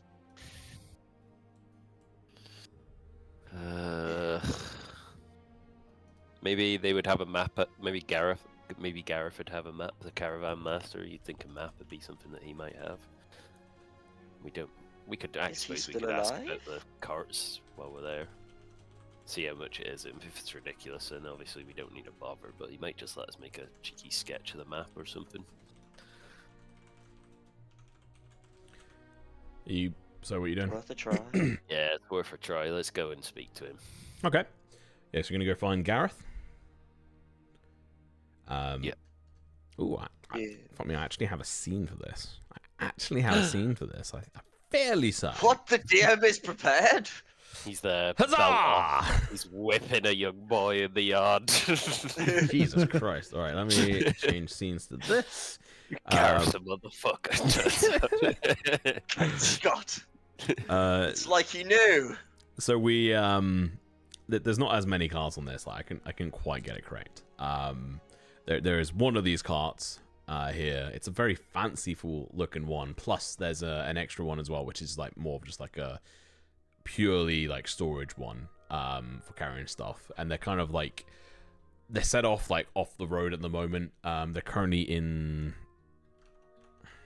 God, I need to organize my notes a little bit better. But this is like essentially found in the Emberforge outskirts, which is just on the way out of town, essentially, and sort of in an area where people essentially come together, bring everything once a month to go in and sell, or once a season, depending on what it is they're doing. And this is essentially the area they'd gather and then load up what they can when they can, and then get profit back. Essentially, it's not good money by any means. It's very meager in a lot of ways. But yeah, you can come over here. You can see out front probably this permanent place, which is definitely here.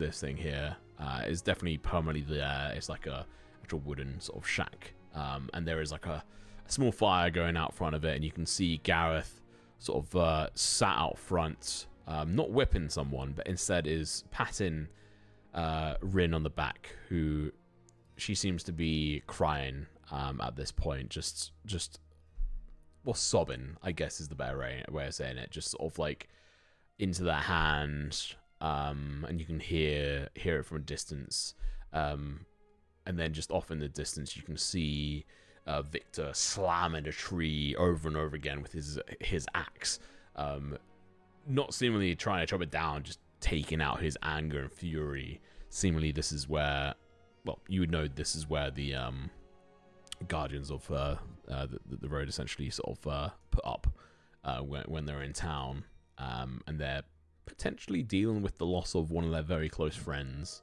and maybe not in the best way.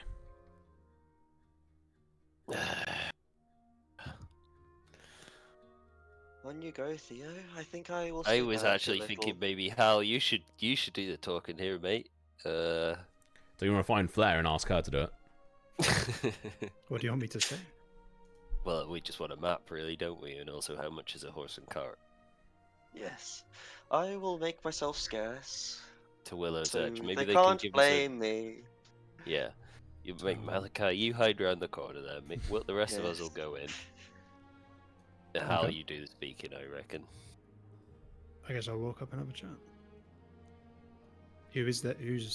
How many people are there? There's 2 people currently visibly. There are hands that Gareth uses to help sort of like package things up and takes them with him to Sea Haven, but currently it is Rin, who is just Ranger Rin, if I remember correctly, and then also Sergeant Victor is off in the distance, and then Gareth as well, who is the cabin master essentially. Gareth Ironwill. So I will walk up to Gareth. Yeah, and they're both sat down at the moment. He's just patting Rin on the back, and sort of sees you come and looks up and just sort of does the sort of shoulder shrug and sort of like sorrowful look. You'd know, good friends with Slyn, and you would have heard from your parents the night before at like supper that essentially, yeah, Slyn was definitely fucking dead after her body was taken to, obviously, to the place and sort of seen to by your father and mother as well. And Rin, who was in a relationship with Slyn, is now obviously just heartbroken, and is just not dealing with anything very well. So I'll walk up to the two of them and kneel in front of Rin, sort of taking her hand like between mine. It's like just a sniffle from her. What do you want? I just want to say sorry that my family couldn't do more. We try, but not everything is reversible. But I promise you, I vow to you, that there are those who still need our help to deal with the consequences of this thing. I couldn't do anything for your partner, but well,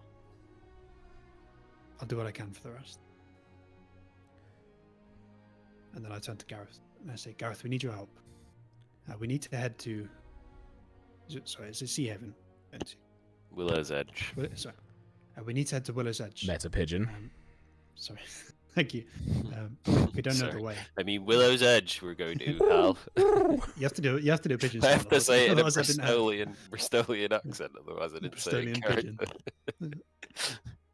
But we're not sure exactly what's the safest, fastest route.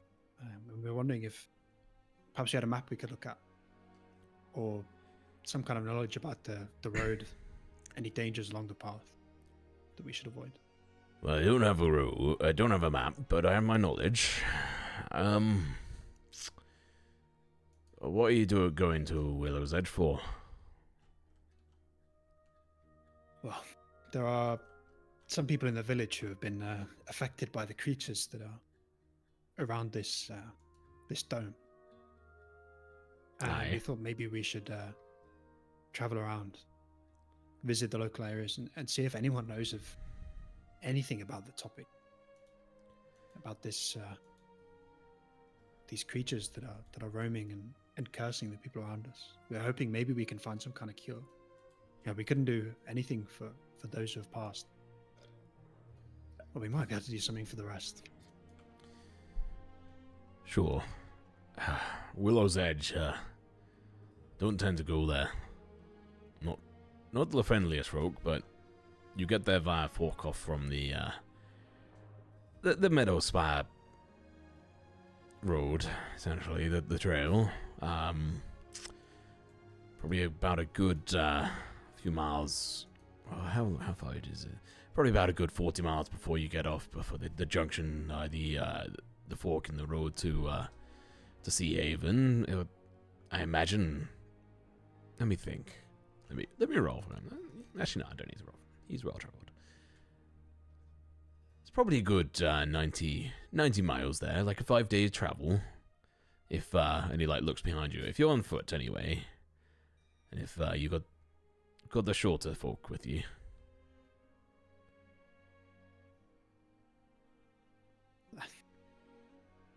As always, Gareth, you are more helpful than I deserve. Thank you. And Rin. And because of your family's reputation in and around the area, and because you are the one carefully chosen to have a chat here, I will say he goes back, gets some fairly, it's actually not bad parchment, and he's going to, with a piece of charcoal, draw a essentially like rough outline of the road and where the point is. It's like, you have to be careful. It's fairly easy to turn the wrong way here.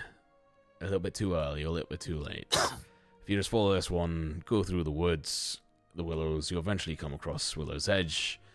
Closed off community, you may get in, you may not. I don't think your name will mean shit to them, to be honest. I don't think they have any particular deity they follow. They're very adverse to Somnia, so don't mention her.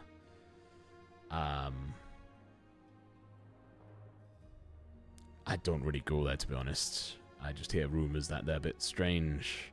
They supply Sea Haven with some kinds of fish, which is weird because Sea Haven's a fish place, but apparently they have some kind of secret fish farm, if you'd call it that, like the pig farm, along the river of, what the fuck is that river called, Malachi? Dream something. Dreamflow. Dreamflow.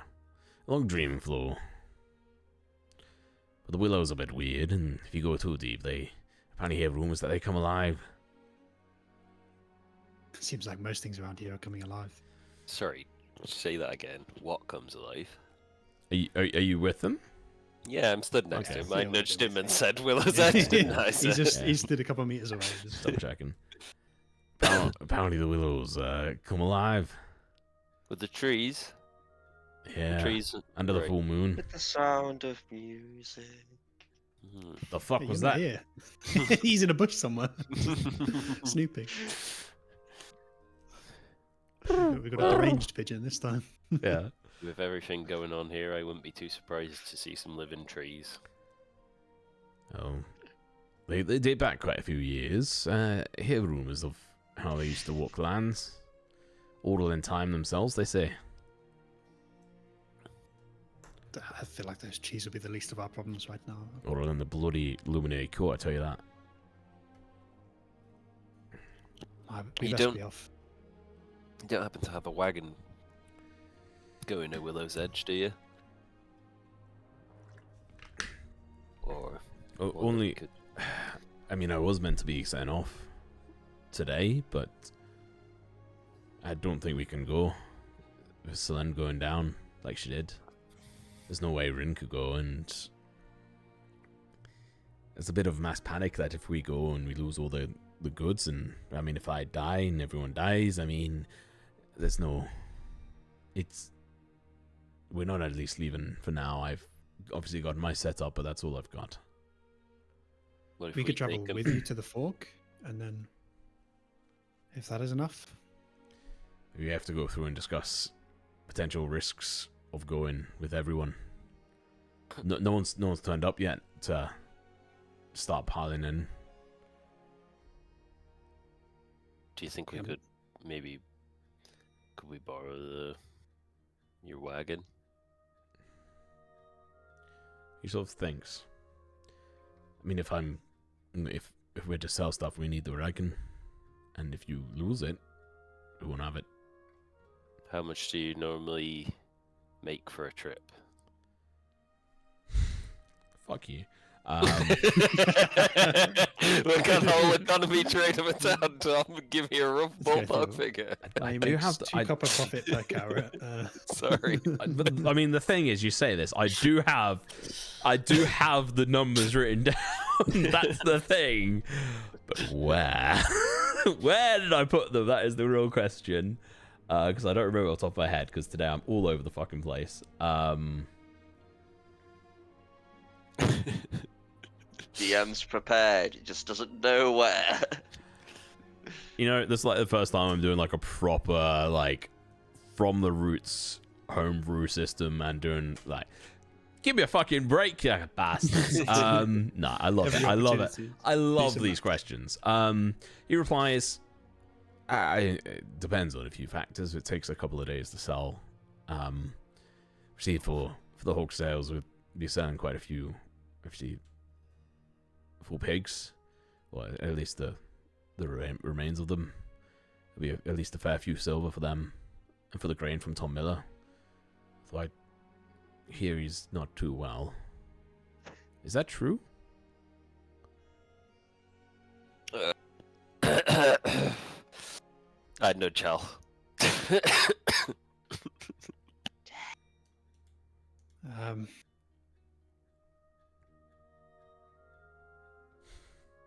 How do I say that? There were quite a lot of victims when the dome fell. And unfortunately, well, we're pretty sure he was one of them. Oh dear.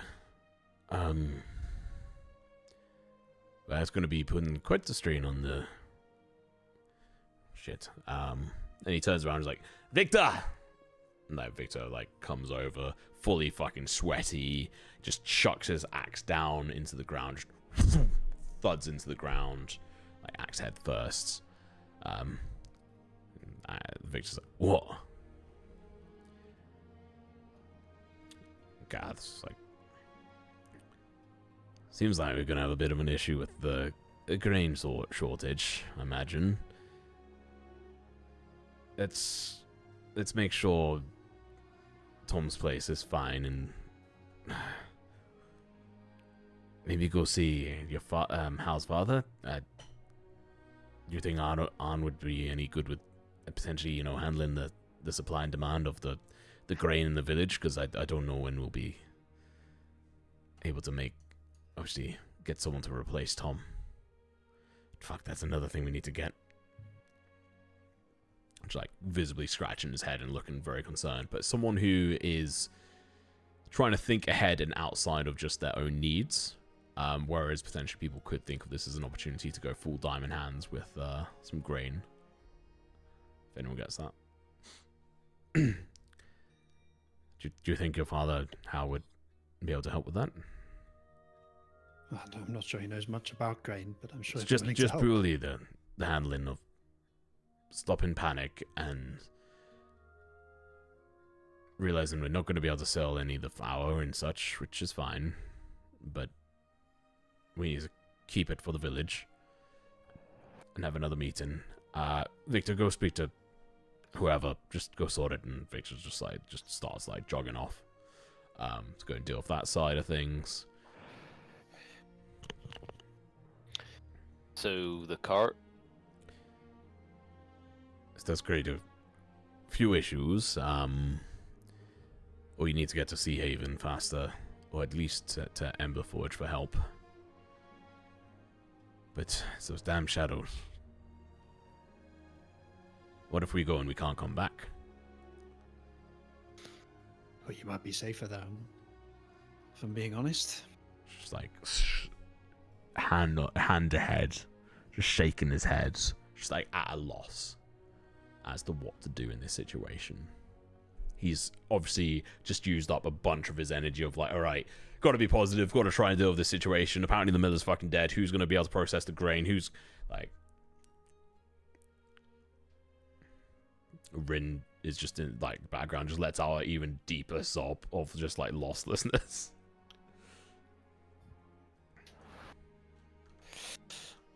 We'll find a way. We always do. I'm sure. That's why we're going out. We think... I mean, if you guys were going to Sea Haven, then that would make sense. Well, actually, I do need to go to Sea Haven. I didn't mention this before, but I do need to pick up some shagging cream for my pig. Oh, from Cyrodiil. Yeah, that's the one, yeah. Cyrodiil shagging syrup, they call it. The old blue pill. Well, Sharon got you on the... At least I don't have to get it this time. I mean, if you do see Cyrodiil, tell him hi from me. Well, I mean, I won't be seeing him if I can't get a cart. You see what I'm saying here, Gareth? I mean, you can definitely make it by foot. But look, I would like to leave and take all the produce with us, but I don't know if we can make it through, and I don't know if we can make it back. If I take all the goods with me and sell them, and then I can't get back, and the village has less food, then how long are they going to be able to survive? Like, you can see the predicament I'm in, right? So give us half. We'll take half to we're Sea going Haven. to Willer's Edge, aren't we? So, Yeah, but we'll go to Sea Haven as well. isn't that quite a bit further? Yeah. It's quite a lot further. Yeah. You saying It's this like- in character? This is, I was kind of discussing, like, isn't it like 700 miles or something? Sea Haven, you generally know, because you spoke to your father, you know it's about 230 miles away. Okay, it's not that bad. It's only like Well, a third of the distance. this in character. Well, how is this for? We need to get to Willer's Edge. So I'll ask some questions, see if there's some answers. Why don't you travel with us there? And then from Willow's Edge, if we can't find what we need, we come with you to Sea Haven. Theo, do you think that's... Yeah, I think that's a good idea, and we Is that could right? arrange a date even if you do need to carry on. And then we could meet you on the way back for the journey back if we need to part ways. Sure, that could work. Still need to wrangle everyone and build their confidence up to actually send off the supplies. It's not just me you need to convince. Oh, fucking hell, all this for a cart. I've got to convince a whole bloody town, or we could just walk. I'll be honest with you. I could see this working. I could. Alright, well... In a few days. Not sure we have the Okay. time. Well, how about this? Hal talks to his dad about taking over the grain shit, and you, Gareth, reconvene with Hal's dad. We'll set off on foot to Willow's Edge. If the town agrees to send the caravan, I mean, you with Rin and what's the other guy, Victor, you can probably make it out of town. I think, without our assistance. And then we can meet you for the journey back in. It seems that they don't want us going in rather than going out. You Right said they at need to this go to Willow's area. Edge. Yeah, Meet you us can be, at yeah. Willow's Edge. How much did we actually put a price on how much a horse costs? You haven't asked. How much does a horse cost? Are you asking? Yeah, let me walk up to the horse dealer and say, I'm Have sick they of got hearing all this more- bollocks about a fucking cart. How much Yeah, does a do horse they have cost to more buy? horses than carts? You know they have 4 main horses they use actively, and then there's one horse they don't actively use so much. A draft horse. A fairly older horse called Thunderhoof. Right, do they have carts as well to sell? Nope. No, we established that much. But we could get there with 3 horses, without a cart, or 2 horses even maybe. Well, how many people could fit on a horse? You probably fit all the small people on one horse. You could definitely Malachi. fit 3 small people on the horse, on a draft horse, which would And then increase Malachi your and yeah, it would increase your minimum speed to 30 feet. I would say Isn't that like Malachi plus and- 5 feet? yes, which is Yeah, huge. Malachi That's, and- that's, 4 miles a day, I think. it's an extra 4 miles a day, which is actually quite a lot. Like over the time scale of everything, it is a lot. You just have And to. how much is the draft horse, and how much are the normal horses? Are you it's an engaging conversation. You walk up to Gareth and you say, how much are the horses? Yeah. Hello, Gareth. How much are the horses, mate? Give me a deal. I mean, they're not for sale, mate. They're horses. Yeah, right. The mate was so like passive aggressive. Well, it's the fact that like, he can't make a living or get anything anywhere else without the bloody horses, and he's already at like Gareth. the very like limitations of everything. How much? I've got old Thunderhoof for you, which you could buy. Yeah, for how much? What are you willing to pay?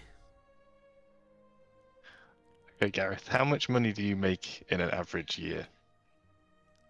Like looks at you, sort of like out everyone in the town. He looks slightly better off than anyone. He's very well dressed. Could just be purely like a front because of the fact that he's selling stuff and looks prosper apparently. Enough. Could be more. Hmm. I'm just having a thought while you're talking about the horses. Is that, but the main issue here, right, is that we're not as fast as them. Referring to Halden and Malachi. But if we got some pigs from my place and we rode the pigs, it would negate the whole issue of not having horses. 3 pigs. We could just go get a couple of pigs. Will your family part with them? How's a pig gonna fit Hal on it and run at No, the same No, time? it's not. That's what I'm saying. Malachi and Those I two walk. walk, and we ride the pigs. To speed you up by 5 feet. 5 feet, yeah. Well, surely we could fit them 2 on the dodgy horse. It's still a horse. It's only 2 people, and then we just ride the pigs. Get some pigs Yeah, as but that well. doesn't speed Yeah, us up, that would so- speed us all up, would it not? Yeah, yeah. I think it would. I think it would. Sounds I like think a we plan. get the knackered horse and 2 pigs, and we're golden. Putting a guy in full heavy armor. And a One knackered horse horse. an average horse is going to struggle with that on their own. Okay, Alright. forget the horse. We just get 2 pigs. You can 2 go good back to- riding mean, hogs. The horse isn't like dying. It's just a workhorse. You can It's old, definitely hold. Yeah, but we also have to pay for it. Oh God. and Yeah. Oh well. How much? It depends. If he's asking for a whole life fortune, then no. But how about I turn to Gareth and I throw a gold piece at his feet, and I'm like, I'll give you 1 gold piece. he just sort of like kicks it back towards you in the dust. I'll pick it up, and I'm like, sod off. Then we're gonna go get pigs. It just looks at you very like strangely, like fair enough. Good luck. Right, follow me, boys. We'll go back to my farm. I think Al probably just waits with Ren and Wait, stays to could I turn into a horse? I think so. If you look at the link I gave you. I think on that link it said like the first challenge rating or whatever. There's a war horse. So you turn into a horse and lets me ride you. But all this you time. you have 2 wild shapes which last for an hour each, if I recall Oh correctly. God. So it would work, but just for a very short time. I'm fairly Like a certain you mile a can. day. Yeah, I'm fairly certain you can get wars and stuff. But it's gonna Well, be Is it like a ritual? no. It's you just like transform. It's a Oh, I get 2 out. It's an 2 action. a long. Is it 2 per long rest or something? Yes, I'm fairly certain yours come back on a long rest. If you had I gone hope with so. Circle of the Moon, you would be able to use it as a bonus action, but because you aren't, it takes their full action, and I'm fairly certain if I click on your thing, blah, blah, blah, blah. Wild Shape. So where They- it says, They come In back my, on. No, Wild Shape comes back on short rest. oh cool. Oh, that's not too bad. So when I So- look at wild shape as well, it says like second. It says bracket second, and then it says max CR 1 out 4. So is that at second means- level? That means that you can turn into any 1/4 CR challenge rating. Yeah. So does creature. the second? What does the second in the brackets mean? Does that mean just second level? Like Second level, I think. Yeah, so when is- you're at level the second level, you can use any CR rating beasts that are of CR challenge rating 1/4, and then at 4th level it goes up to 1/2, and then at 8th it's 1, and you're able to take creatures which can fly. And at 4th level you can take creatures that can like swim, essentially. so with to do wild shape, would that be a spell point in second level? No. To use. No, No. No, So this it's is a purely class like feat. an ability that you have, and you can use it 2 times per short rest It's or an long action. rest. And it's an action, yeah. I think if you go in I pre- features, you should be able to see the. Yeah, you should have tick boxes for it in features. yeah, should, so you if you, should say like uses. yeah, well, in Yeah, in idea. attributes, it has like 2 out of 2 wild shape currently So available. where it says second level, then in the info, does that mean literally my character level 2? Yes, so you're level 3 now, so you have access to Okay. that second level feature of it. So it's telling you when you got the ability. Yeah, so- It's level 2 for A, etc. So I can't actually be a warhorse yet because you could that be like a requires cat and half stuff. of one, Yeah. and I've Yeah, only got a quarter of one. You're only CR 1/4. you could be a boar. I could be, I It could be a does wolf as solve well. the issue. We wouldn't have to rent a boar 2 at all then, because me and your brother could just ride you. Yeah, shut up. It is only an hour. A day. What, 2 hours a day? No, 2 hours per short rest, so we can do 4 hours for the day. a boar's movement, which I'll say, Theo, you definitely fucking know, is actually, Jesus Christ, they're 40 feet. Oh yeah, they're quick, my boars. Wouldn't wolves be faster though? What? Wouldn't a wolf be faster? Yeah, Yeah, for we- sure. You should do that instead. The party moves at the speed of the slowest person, so anything over 30 doesn't matter because Yeah, I could just run off and have a look at Yeah. things. you're welcome to. I just get lost. It just leaves us two Get, behind. get distracted by a squirrel, and Can a wolf cub carry the pair of you though? Is another question as well. I definitely do. Yeah, not can think that. auto carry. Oh, were you saying you turn into a wolf and them ride? Yeah. Right, I'm with You, yeah, you also have auto to keep think about, by the way. He's a Yeah. bit small, isn't he? Yep. God. His movement is Does not auto that big. lift. Well, we can just hop on the back of a pig as well. Only then he'll probably be chewing chunks out the side of the pig. How many halfway. pigs are you gonna try and steal away from this Two- fucking farm? We're not stealing. We're gonna buy them. 2 pigs. Yeah, they're there. to be Terry, pulled in. Terry, and Perry, my fastest racing hogs. So there's three of you. So don't you need 3 pigs? 3 pigs. Why 3? 'Cause How there's many of 3 us small are there? people. Yeah, but I'm assuming that 2 gnomes can ride 1 pig. But Tom, I'm sure you can This, answer this that is one. the most important question of the night. I think 2 gnomes equal 1 halfling, 2 halflings equal 1 We're person. calling That's a my timeout metric. to get the official ruling. So for Sal, one gnome, and that's I would say is 30 feet of movement per for a Sal or something, which is pretty fast with all things considered. And for an actual hog, like I think they are just called hogs. Like the male variant is that they would be able to carry two gnomes. Yeah. 2 pigs it is. Terry and Perry are both boars. Proper hogs. But good breed of hares, like breed males, like boars are or hogs are hard to come across. I'm not taking Dave. I'm not fucking insane. Do you think I'm stupid?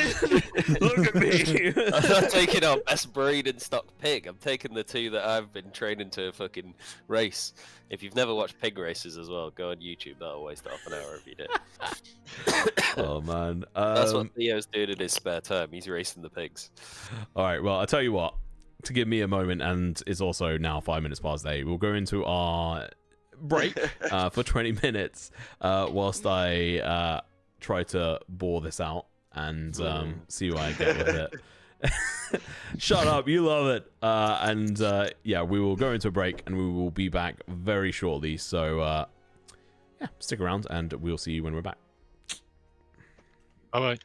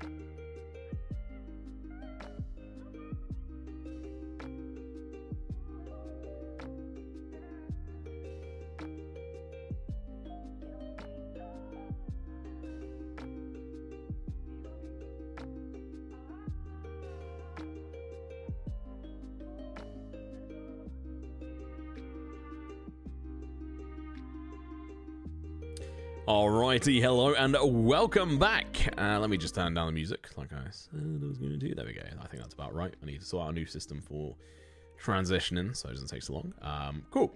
Right, welcome back. Hopefully everyone had a nice break. Slightly longer than before, but I think it's really needed for everyone on our side. I think some people are still eating. I didn't actually manage to go get any real food aside from some health bars, which were disappointing and depressing. Although this one, which is a blueberry and cashew nut one, is pretty banging, to be honest. Anything blueberry is nice. But let's move on. Not sponsored, but we accept cash. Check PayPal. Yeah, hey, Naked, if you want to pay for sponsorship, I'll give you some nice readouts using my voice. Yes. Yes. And we totally won't make it inappropriate and nut everywhere. Cashew nut everywhere, sorry. Alright, let's get back into things before I say something stupid. Alright, so you guys were traveling off to the Hogsville farm. The fuck are you doing? You tell me. I burst through the door. Sharon, I'm taking the pigs. You bloody what? There are I'm pigs. taking Theo, Terry I and thought you were Perry. going. Yeah, no, I am, but I need the pigs. Terry and Perry, specifically. The quickest pigs in the yard. Oh, I don't know about those. Well, we need them. How much? I'll buy them. What do you need them for? Riding. I mean, we're not going to have much use for your riding boars. I mean, we would have slaughtered them ages ago if it wasn't for you. Sure, fine. You can take them, as long as you get that ointment, and as long as you stay safe. Yeah, well, the ointment's on my list. It's the only thing on my list, alright? So, Okay. that and win the World Boar Racing Championships. Oh, I know Sea Haven have a boar race, actually. I know you've been wanting to go for ages. Yeah, that's what I've been keeping Terry and Perry around for, training them all these years. Oh, how's the training gone? And you know what? Let's go into a little bit of a montage throwback of how Theo's training has gone, which is going to have a real-time effect on both of the pigs. Yes. So let's start with Perry, and let's go through a quick few rolls on this front. And we'll get a few other people to do a couple of rolls here, but then it's not going to be anything extensive. Let me just bring up your sheet here.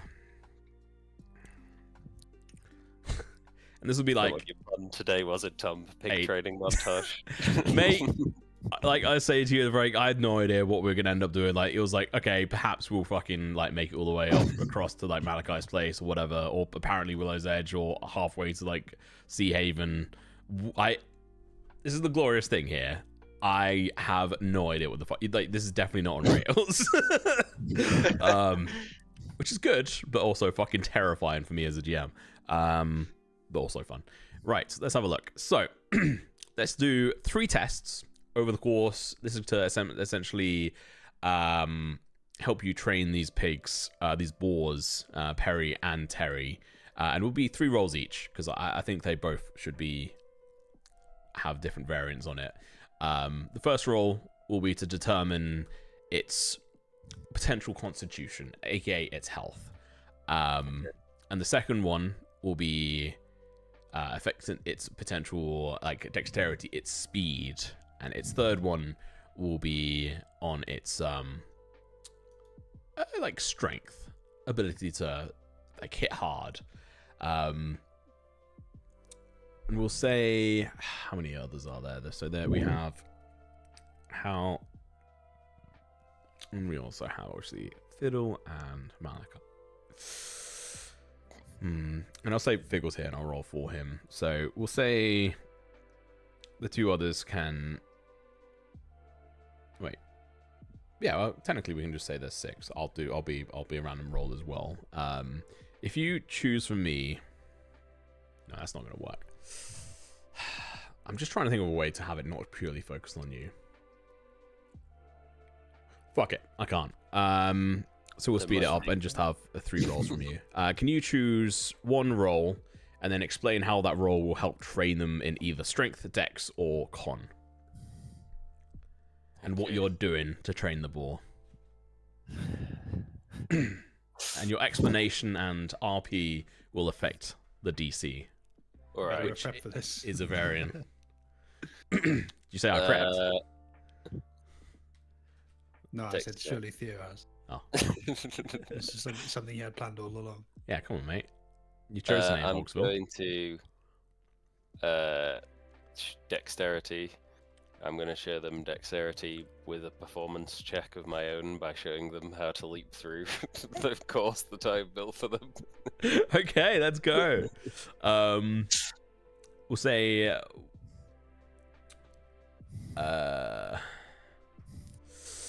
Fiddle, Hal, and Malachi, you can all choose 1 skill to potentially help him with one check, and we'll have 6 total checks on this front. So it's up to you on which one you want to support him on on this front, where you're essentially as a ghost in his past, giving him an advantage on whatever role he chooses. Let's change the music up. Let's choose it to something happy-go-lucky, because he's a halfling training pigs. So essentially, you're wanting to make a dexterity check to train Perry. We'll start with. Does anyone want to help him? Give him an advantage on this. I am not. Well, I mean, I'll help it. It's just giving advantage as like a. I'll throw a little bit of help. Cool. Go on then, Theo. Your past self training Perry here. So a performance check I was going for. Oh, performance. Sorry, yeah, go for performance then. But you can't. Dance. And you had advantage on it. Oh shit, sorry. But just to also note, you can't use the same thing twice for a creature. Yeah. For the thing. Roger that. As if.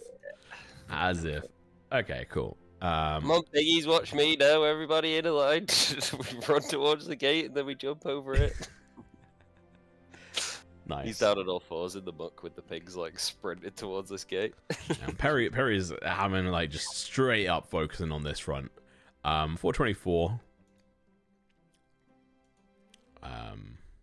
Perry's fast as fuck, boy. Yeah, I'll say that does land him at the 40-foot speed. Definitely on that front. And because it's so fucking high, I'll also bump his dex up a point, which actually gives him a +1 now on his dex, which before was just a +0. Yes. Perry the pig. Alright. To get there, what is the other? Strength and constitution. Strength, yeah, so dexterity is for like speed, constitution is for the health, and strength is for like their ability to attack, like damage. All right. Well, I'll use a survival to for their constitution. Show them what things to eat and not to eat.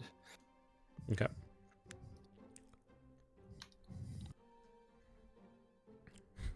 Did anyone want to help him in this? With the Sure. survival.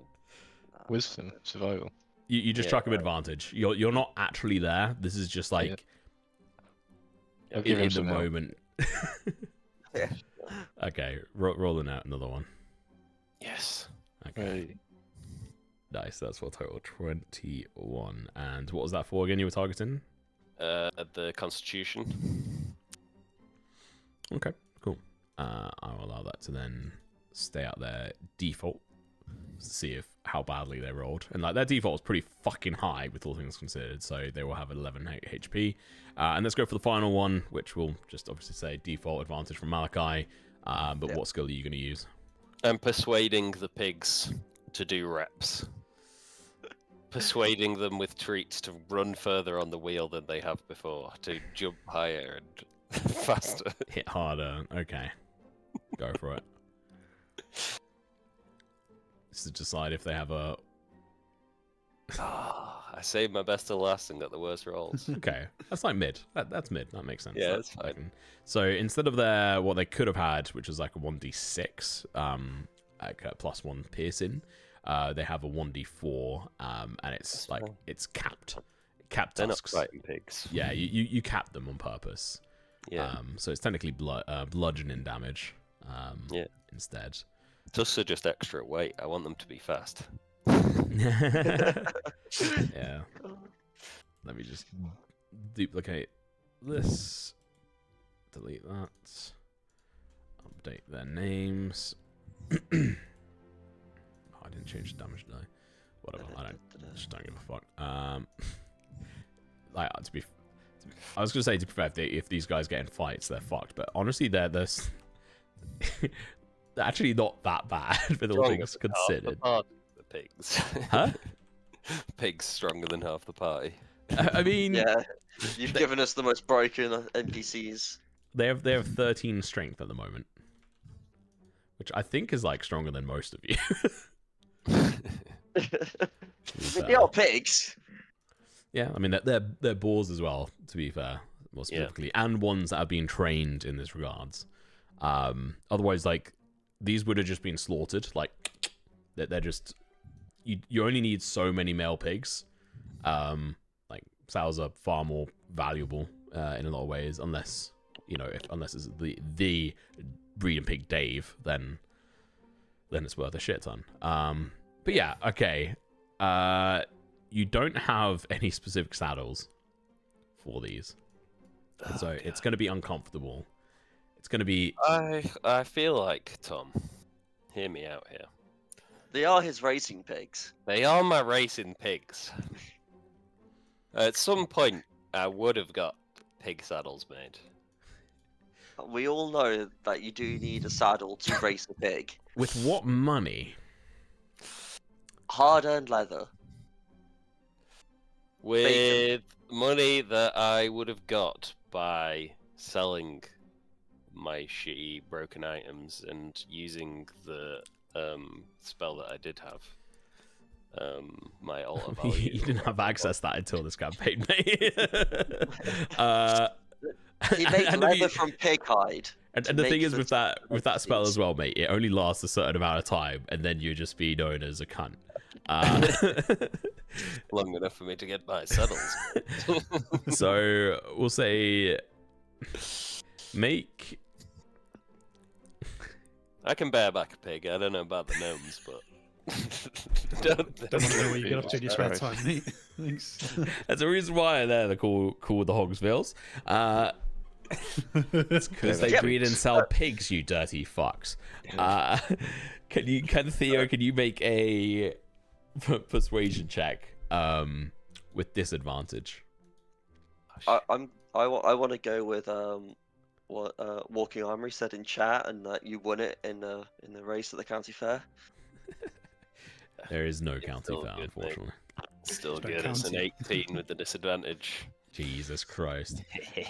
So I would say using that persuasion check plus whatever other means over the past like 2 years or like year and a half of the lifespan of these pigs balls so far, you would have been able to put together some like scrap saddles essentially meant for racing, not long-term travel, as in short-term race and holding on to it, and with your tiny like body flying out behind it. So you have got at least a racing saddle. not even the saddle, it's the bit that goes around the head. I can't remember what it's called. You have stirrups are where you put your feet, and a bit is what they put in their mouth. Yeah, you definitely have some bits for them, and you also have like a carrot on the stick, and such. But yeah, you have a very, very basic setup for these that you could scrap together for your hobby. Yes. Of this, with your want of going big, the magic riding sorceress of fucking halfling. I'm waiting to get down to Sea Haven because I'm gonna get a proper saddle and shit there. Mate, Sea Haven, absolute pinnacle of racing balls for some reason. Like by the sea, of course, it's gonna be balls they race. Cool. So I will say you all have now 2 boars that can for either one full like medium-sized person or 2 short individuals, depending on their weight. Nice. So you have enough to carry 3 of you, or 2. I'm a strong man. I'll walk. And they have the speed of 40. But essentially, what this does, like, you could try and go get a horse or whatever. But what this does, I will say, it is going to, whilst you have them, it is going to boost your your average up to 30 feet. So yeah, could the draft horse carry them 2 together? You haven't got a fucking draft horse. No, I mean the horse we don't if have. we were, if we were to get that horse, could it carry these 2 together? I think to save Tom Hassel, I don't think it purely because of the weight of my armor. Yeah, I don't think a regular horse would realistically. Yeah, no, If you think like not this horse. medieval knights had to have like specifically giant horses, and like War horses. genetically engineered so they could carry a knight in armor. Literally feed them fucking crack. Crack horses. You say engineered, I say bread. Same thing. I would say especially with the way that Fiddle decided to chuck a single gold piece at the horse. Disrespectful as well, made it worse. Normally, Ruled and that one out. I'm not saying these prices reflect what they are actually in this, but just for your knowledge, Taylor, a normal draft horse in normal D&D terms, in their default thing, is 50 gold pieces. Christ. We were a little bit off with the offering. Which is why, like, a single gold piece, he's just like, are you fucking kidding me? Just thought just of a thinks great it's funny. idea though. When you're good enough to turn into a war horse, they'll sell you loads of money, and then when they come in to check on you, you turn back into a man and you hit them in the face and run away, and well worth the cash. I see your sadly, I don't 50 think I've gold, learned I that yet. raise you 2 silver. I've got 100 copper I can throw in. Oh, man. Shit's gonna be interesting. Man, you So guys you- are... It's where you pay 50 gold, but in copper pieces. You just got a bag of them. I mean, in my other campaign, the party killed a dragon, and then they went to loot it, and so I rolled randomly for like the potential like horde and stuff, and I think there was 8,000 copper pieces, which, by the way, just like the weight It's on the that. worst. Yeah, it's like, Just how got do we carried get this in. off the fucking hill? And because I will also just flat out say, I do not give out bags of holding easily, or anything like that. Like, I am not, I'm a dick. Like, you're gonna need and want carts or like boats or anything to carry your shit around. And if you ever find like a wizard or something, you want to have them have like a floated disc or something. Because like, for example, I now have a calculator up for this, which will make it a little bit easier. Oh no, this is the wrong fucking thing. God damn it. A bridle is a bit that goes around a horse's head, says walking armory. Ah, thank you, Emery. Yes. Yeah, that makes sense. 8,000 copper pieces weighs 160 pounds. Which I could bench that. yeah, you could, but Not could your at all. character? Malachi could not. He's weak as shit. Yeah, how much were you benching earlier today, mate? Were you benching anything or I wasn't benching, no. weak? I mean, Hal could definitely, or at least carry that amount. Jesus.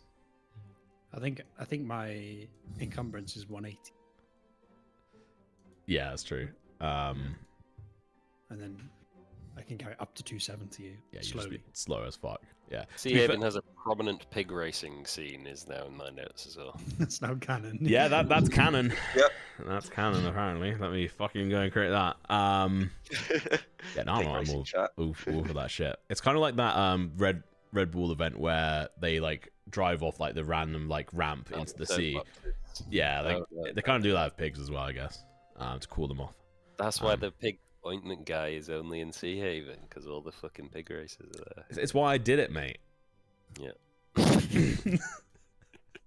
Right, moving on. I went on a massive tangent there. Thank you very much, Walking Out Roof, for that pointer. Yes, bridle. That is definitely it. Thank you very much. We're not going to call it headstall because we're not fucking posh as shit. And these pigs don't do dressage. That's way above their like thing. Oh yeah, wait until Dressage balls. I'm like a lord or something, then I'll have some dressage pigs. I just don't see how Theo would have the patience to do dressage. It's so fucking boring. I don't know if any like it. Yeah, used to ride horses when I was very like quite young. I despise horses. Can't Really? describe how much I hate them. Why? Just everything about them just annoys. I just can't. I can't explain it. I can't articulate it. But like, We are going on a real tangent here, but I will say as well that the only animal that I was really ever scared of with a history of working with animals was horses. that's And the, after as a a kid, I was while, terrified of Just them. because they're so Thank you, large, guys.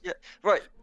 but I'm going to weigh in on this, right? I got As a kid, I got trauma. chased across the field by a Shire horse. And yet I still do not fear horses. fuck horses. That's what we're saying. I could Horses walk through are a field of untrustworthy. bulls and not give a shit. But if there was a field with like 3 horses in it, I'm walking on the edge. I'm staring the whole time at them.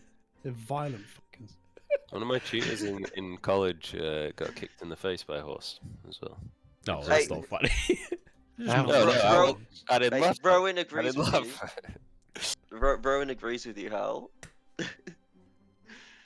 Rowan knows. Uh, That's all I can say. They There's got not- chased by chased from a barn by a horse. Like you always hear like people who say they're scared of cows and stuff when they're walking, right? And My missus is terrified. cows of are cows, yeah. so chilled. Like Cows are the Oh, best. they're amazing. They're so oh. chilled. They could not Cows be less are of a shit. really smart. Like cows are really smart. Yeah, Yeah, I've smell, but I've grown up in around horses a decent chunk. Well, not horses, like just animals. Like my godfather's not godfather, sorry, actually just my uncle.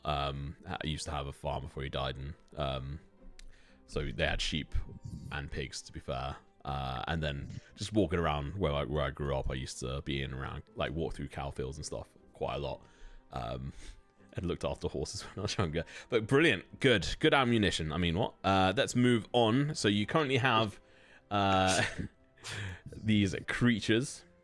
Make it part of my character now. They just have some like Terrified. hatred of horses.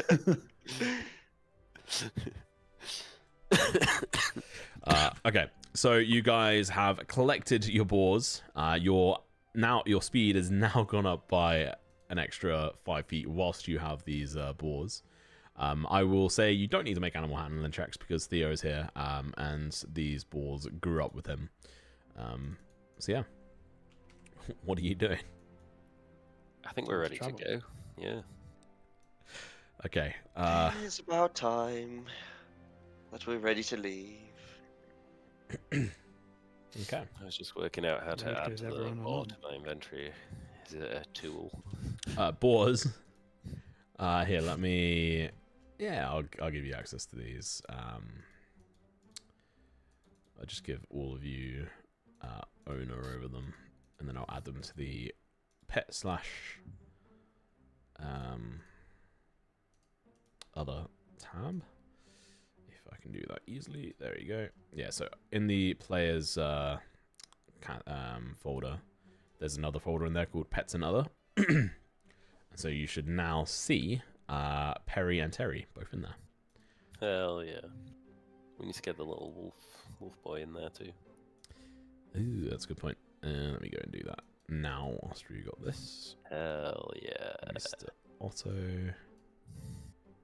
Drag him up here.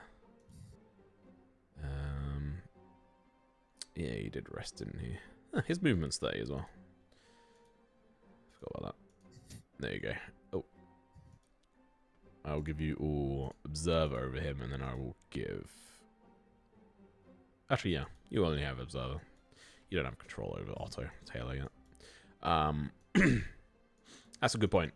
Give me an animal handling check for your daily training cycle there, Mr. Oh, Fiddle, you back? I am, huh? Okay, just in time. I just happened to see that you weren't there as I was about to ask you. Can you make an animal handling check for Otto for earlier in the day whilst waking up and going about trying to see if you keep him under control? Your last roll is pretty good, so DC's not too high. Ooh, Fuck it, like, your rolls in this are just insane. Cool. I like animals. Keep him under control. Behave. Obviously, as mentioned, any creature that has any kind of effect on the world around them is fair game for other creatures. So keep that in mind. You're just saying, Taylor, in the top right, if you go to Actors tab, there's now Pets and Other. It has all our pets in there. Including Otto, which you have. I've got observer racing access balls to. now. Huh? Oh, that's cool. Did you say racing horse? I said Racing now we've got balls. the racing balls. Yeah. Yeah, so you have access to those. You can see them. If we have like a fight scene or something, random encounter, then they'll come out there as well. And we'll see how and if they fight. But cool. So, what are you guys doing? We're ready to go, I think. Yeah, I think we're about to head out. Yeah. We're on the road. Malachi or anyone else? Well, I suppose Malachi. Are you? So you're heading along the road? Yes. We want to head to the fork that Gareth described, so we can put a sign there. Our last sign about the dangers of the dome. Warning: death awaits you. Leave Thistledale, for it is gone. Yeah. Or whatever else the sign says. Beware the shadows. They will eat your face. Okay. Nothing. Do we actually have anything we need to do in Willow's Edge, or Resupply. but we weren't going there to ask questions about like Tom the Miller? About the dome, no. about the illness. Weren't we asking around for that? Am I making? Or was that where we're What? going? That, I don't know what illness you're talking about. Flares. That's just me. Flares. The the shadow cloud source, damage. Yeah. Yeah, right, yeah. When we're looking for a solution for that. Some kind well. of cleric. Yeah. Yeah. So I thought, from memory, that we were gonna. Part of we why we could- wanted to go to Willow's Edge was to see if there was Yeah. a cleric there. Oh, yeah, I mean, we can do that too, yeah. Yeah. Yeah. I'll put So it we- in my journal, along with the Yeah. pig ointment and the pig races. Yeah. So it's along the road to Willow's Edge. To the from fork. Willow's Edge. Yes, and then from the fork we go to Willow's Edge. Ask around there, get some extra supplies, and then to your gaff. Let me do this. So you had asked for. You'd asked for at least directions and stuff. So let me save, you bastard. All right, there you go. And then I need to share this with you all. And then if I do this and that, can you all see this Where am I supposed to see it? on Foundry? I Can't see just see a nothing. cart. I Anything. just see a cart. The cart. Yeah, we can see the cart, if that's what you're on about. If you go to, because I can see on the observer cam, if you go to journals and then there's a thing called That's- Bad Map. If you click on that, and open up A that black journal. box has just popped up for me in like the background, but there's nothing. Yeah, on. the black box of doom. Do we get if- to this? Okay, yeah, it's just broken. But yeah, if you just click on the Bad Map journal entry, you should now be able to see a white box with some very crudely drawn lines on it. Just says bad map. No, it's Yeah. Yeah, the image is not loading. Oh yeah. If you can see the little PNG icon. yeah. Yeah, now I just see a dot. Try refreshing. Foundry chat? or Yeah, Foundry.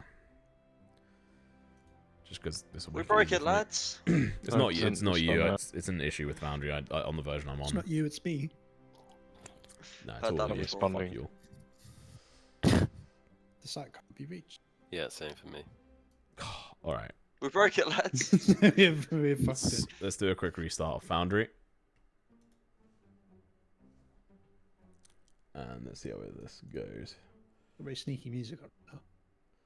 Are we supposed to be sneaking? No, it's meant to be like just upbeat, happy music.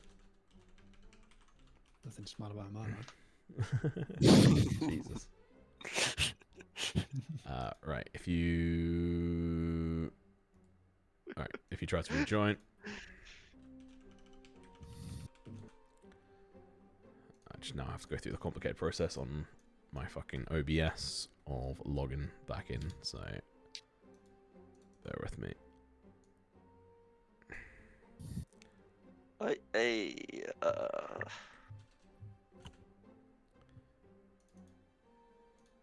Interact. I'm very insulted on the password you gave me, by the way, because I am a pro. I'd rather just say it. Just hand it out.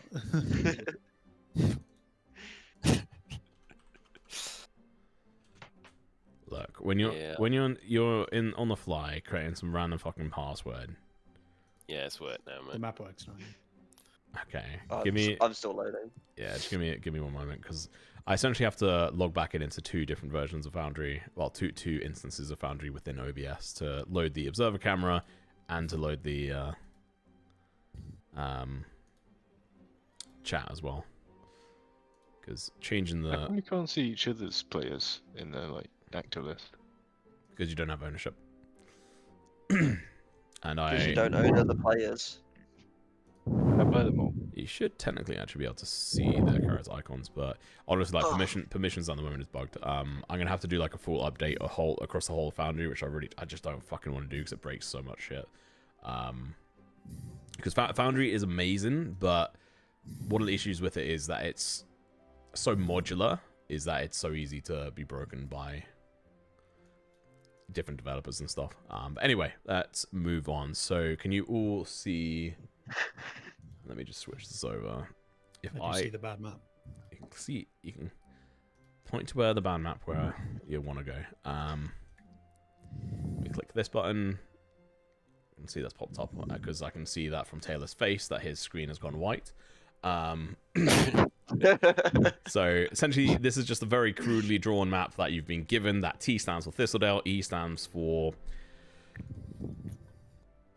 My mind is blanking.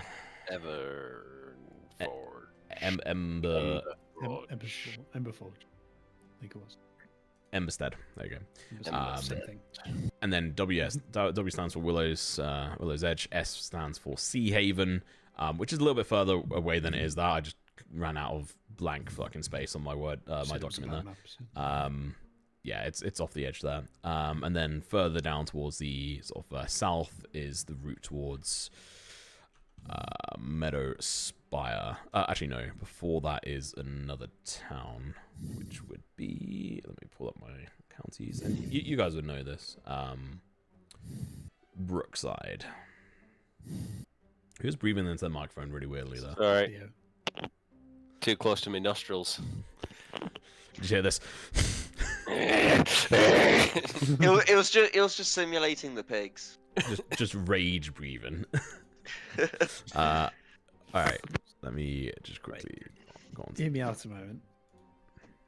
The caravan that currently has a couple days, could they not meet us at Ember Hearth? Emberstead. Ember thingy, Emberstead. If they're going to start a couple of days late, we could return, meet them there, and head to Sea Haven from there. Because we know we're going to go there next anyway, because we've got stuff we want to do. So we go to Willer's Edge, come back to Emberstead. They set out when they're ready to Emberstead, and then from there we walk together to Sea Haven.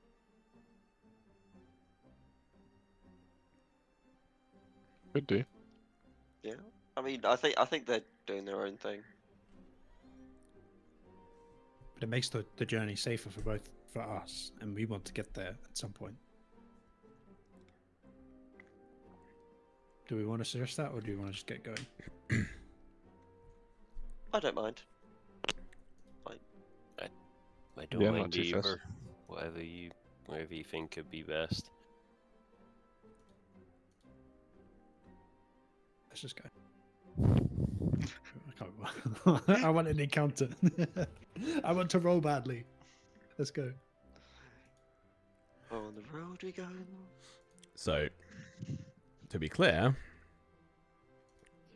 you guys aren't like what is your next actions? What are you doing here? I'm Yeah. putting one foot in front of the other and walking. To Willow's Edge. Okay. Almost down the road because we don't know the way. All right. Let me just try and fix something because this is being a Yep, this is. ball ache. I have to manually fucking log myself out to fix something where I know that I'm not actually logged into it. There we go. Right. Okay. So, you guys are going to be making your way over towards Willow's Edge, or at least in that direction. Malachi, you know, along the road in towards Willow's Edge is commonly the place that would see a lot of your people split off and go to your place. But it's up to you when and where. I will say you can make checks along that when you get to that point to see if you know when. But otherwise, I think I'll wait until there's a good opportunity to drop the sign and be like, right, danger, Will Robinson, and then start looking about deviating from the path towards yeah. Willow's So Edge. about 24 miles, which is how far you guys can travel in a day without exerting yourself, is essentially down to join the main road, and then down towards across the river and across the other side. It is just the best route that they found for these carts. Otherwise, there's cliff edges and sort of like small hills. It's just very difficult to try and traverse, and the route that is here is the way it is. So 24 miles will get you across essentially the main bridge across the Dreams Flow, the river that runs through Thistle. I fucking remembered it in one go. Through Thistledale and down through Willow's Edge. So you guys will get across that, across the bridge, and then another 4 miles. But you won't make it all the way to Emberstead. If you want to get to Emberstead, it's going to take you, and I'll say, because of talking to your friend, it's going to take you around, to get to the crossroads, about 48 miles. And then it's another 10 miles over towards Emberstead, or you can then carry on over towards Willow's Edge, which is around 90 miles altogether along the roads from Thistledale. So I'm easy either way. Yeah. So do we know enough to try and cut out the Emberstead bit, or not? Like, you can certainly try and go across. I feel Vaguely. like it's risky. Yeah. Vaguely. I feel like we just follow the road. If you try to cut across the rolling fields and stuff, you likely cut off around maybe 10 to 15 miles, depending on some rolls and such. So instead of Assume we like don't get 90, lost. yeah, and or potential other factors. So the road is Forward. definitely the safest, but it's also not the slowest, but also not the fastest.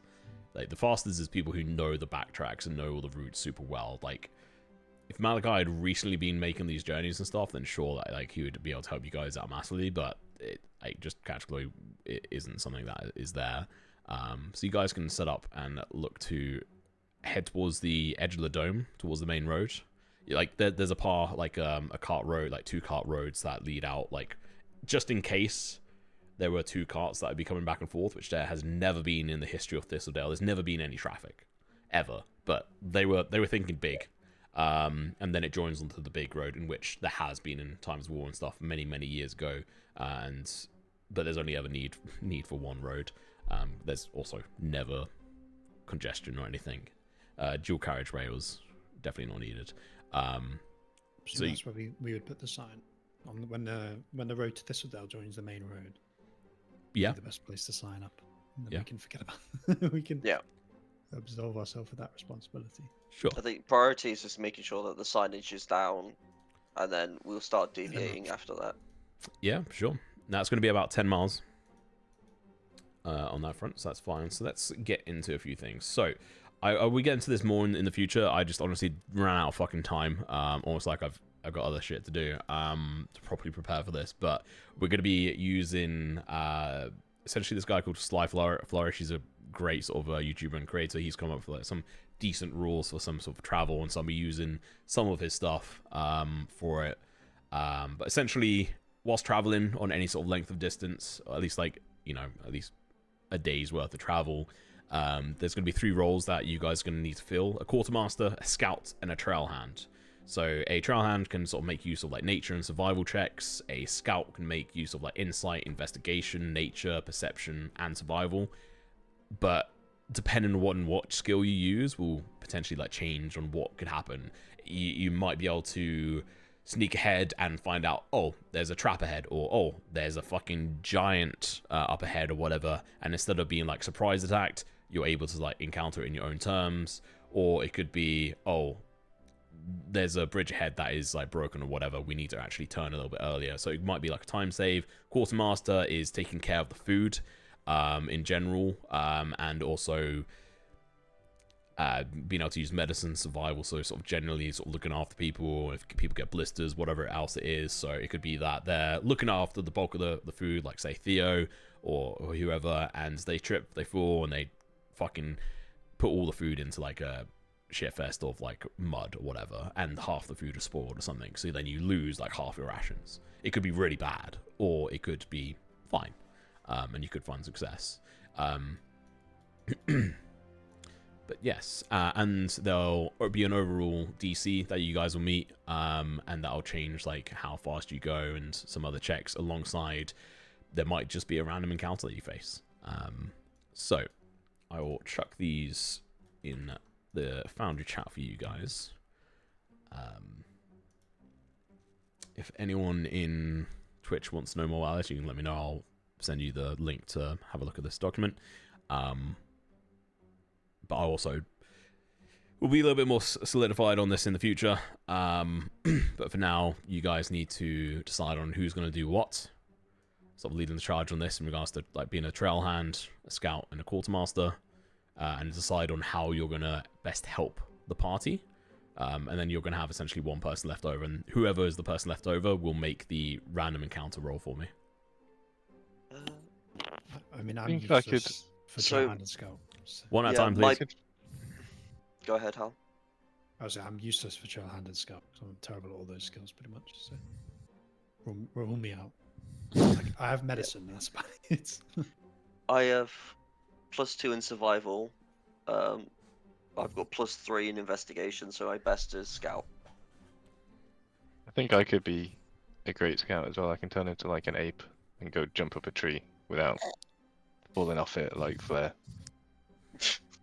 You can only do it for an hour, though. Don't forget. Yeah. I mean, it doesn't take an hour to climb a tree as an ape, does it? No. Yeah, but but it's that like an means you can only extended scout for an hour. journey. Then So you're I think, yeah. then you're a giant ape for an hour. I think maybe good rolls might be that What's the gnomes could I was go gonna and say scout. isn't Figgle quite good at scouting? Yeah. Because he is a ranger. Yep. And then maybe But for this time, he's distracted doing something else, so he's not helping with you on this. Yeah. Right. Let's Of course So it's not. yeah, my best is +3 to investigation or +2 to survival to any other roll. So Mine are good ones. Medicine, which is a +2, I think. +3. okay, so if we put you as the quartermaster for +3 for medicine, And I mean, you might as well go and scout Malachi, and then you might as well be the trail hand. Who's good at Cool. nature? Nature or You're good at survival? nature, right?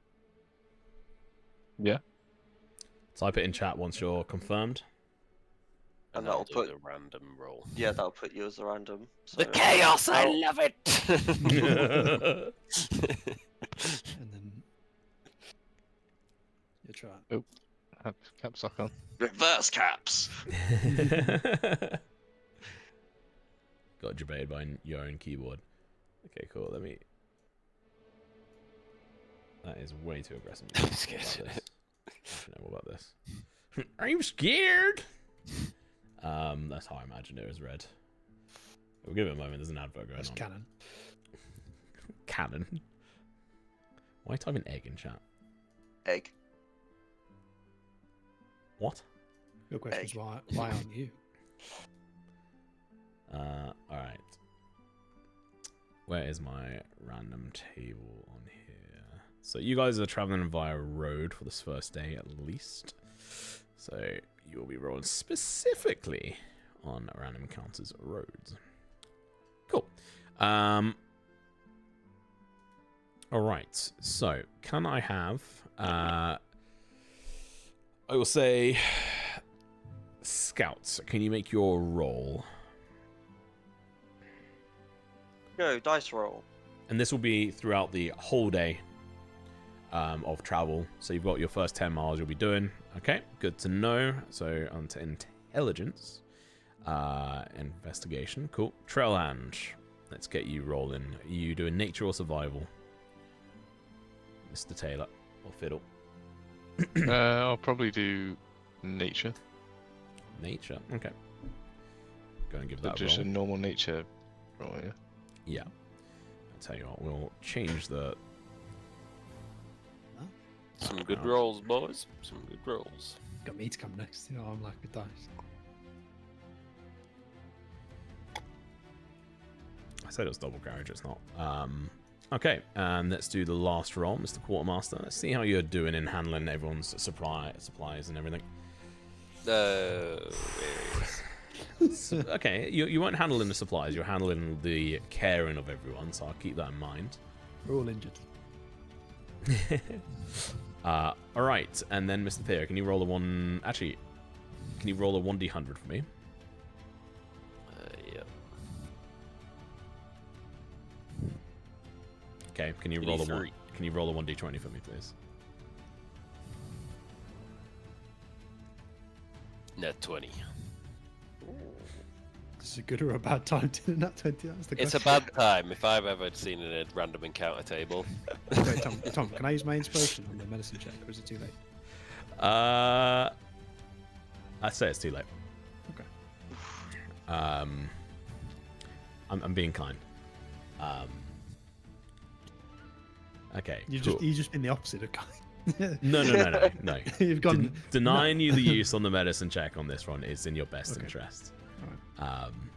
And I'm being not going a to hard fail ass. any of my rolls. No. Yeah, from now on, just not failing a dice roll, so wasted inspiration. I don't think I have it properly tracking. But yeah, no, it's not. Is it properly tracking? Can I see who has rolled the most natural ones? It's me, Howden by with a mile. 5. Yeah. Strong. I had 3 last episode.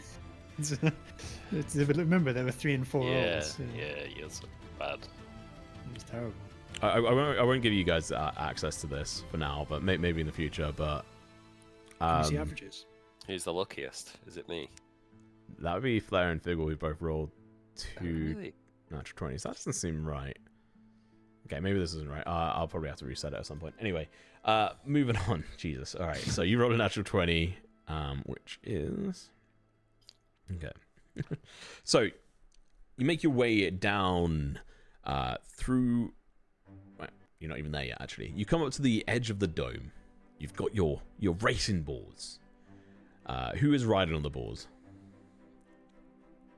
The gnome lads are riding Terry. I'm riding Perry. Okay.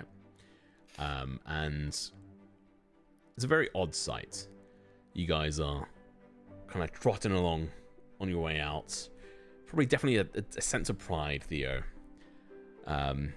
Perhaps have been told that you're wasting your time, that you would never be able to compete against the boars of Sea Haven and the local areas. And that there's never going to be any use of these for Terry and Barry, and that you should have just made them into gammon. But no, you saw better, and now here you go. They're flourishing. They're carrying you and your gnome friends. So Fiddle and Figgle, the Bottoms family, sitting on top of which one was it for them? Terry. Fuck you for picking those names. I'm not going to remember. I'm not even going to try. And you guys make your way out, well, towards the edge of the village. And as you get closer to the dome, it's still there. It's still big and vast, going up into the air. And you can see just like the fauna around you as you're going is just lush. Even more so than normal in springtime. There just seems to be plenty of growth. One of the farms you walk past on the way out, the fields, you can already see some blossoming plants within like the fields and such. One of the patches of just general fruit and veg rather is already looking fairly good in regards to the soil looks nice, whatever. But the trees, there's apples already looking to fall off them. There's apples and pears that you can pick up along your way. The pigs or boars every so often, Theo, are like bending down to try and eat these apples that have already like just fallen off the trees that they're so ripe, which is, you know, a bit strange at this point for them to be so lush. Yeah, you come towards the edge, come towards the dome. What are you doing? Going out. Yeah. We should probably speed up from here, right? Yeah. Roll should thy we blades make and haste? prepare for combat. For the shadows are ever on the prowl. Ready, boys. I'm like G'ing up the fucking pigs. Let's go. Give a little slap on the rear.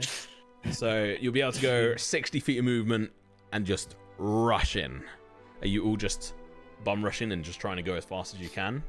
Yeah. Yeah. Let's get away from the edge of the dome as fast as we Okay. can. So you're like right on the precipice before having to like actually touch the dome. Rumored to go like hyping up the boars. And you lunge forward, start like galloping, and the humans just sort of like the humanoid, like larger humanoids, just charging along next to you. And as soon as you cross the threshold, it's like kind of that moment where you just like hit like cold air. Like is like when you open, I don't know how many of you've like walked into like an open fridge, like a walk-in fridge. It's kind of that moment where you just hit that coldness, and the ground around you is grey, but you are busy just focusing ahead and darting and looking around you. But thanks to the role of Malachi, the fairly high investigation roll, and Fiddlebottom with the at least very good nature roll as well. Luckily, medicine doesn't quite come into this part. You're able to sort of dart forward, being able to dodge around some of these new spikes that have grown up out of the ground. Riding a cart along here may well prove a little bit more difficult than you'd originally thought, but as that sort of thought crosses one of your minds, you're already gone, just pushing. Like, you're already 100 feet, 125 feet, and you can hear the screaming in the distance, like just multiple times, and just getting closer. And you're having to travel, it's like 150, 160, 200 feet, and then you finally come to the edge of this thing.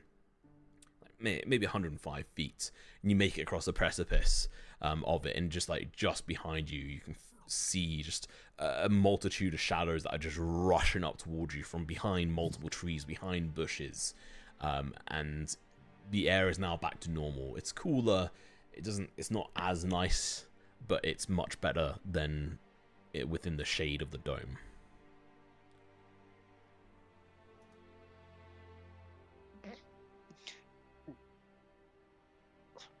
I just need to Google this type of boar. The important question's being answered right now. I know.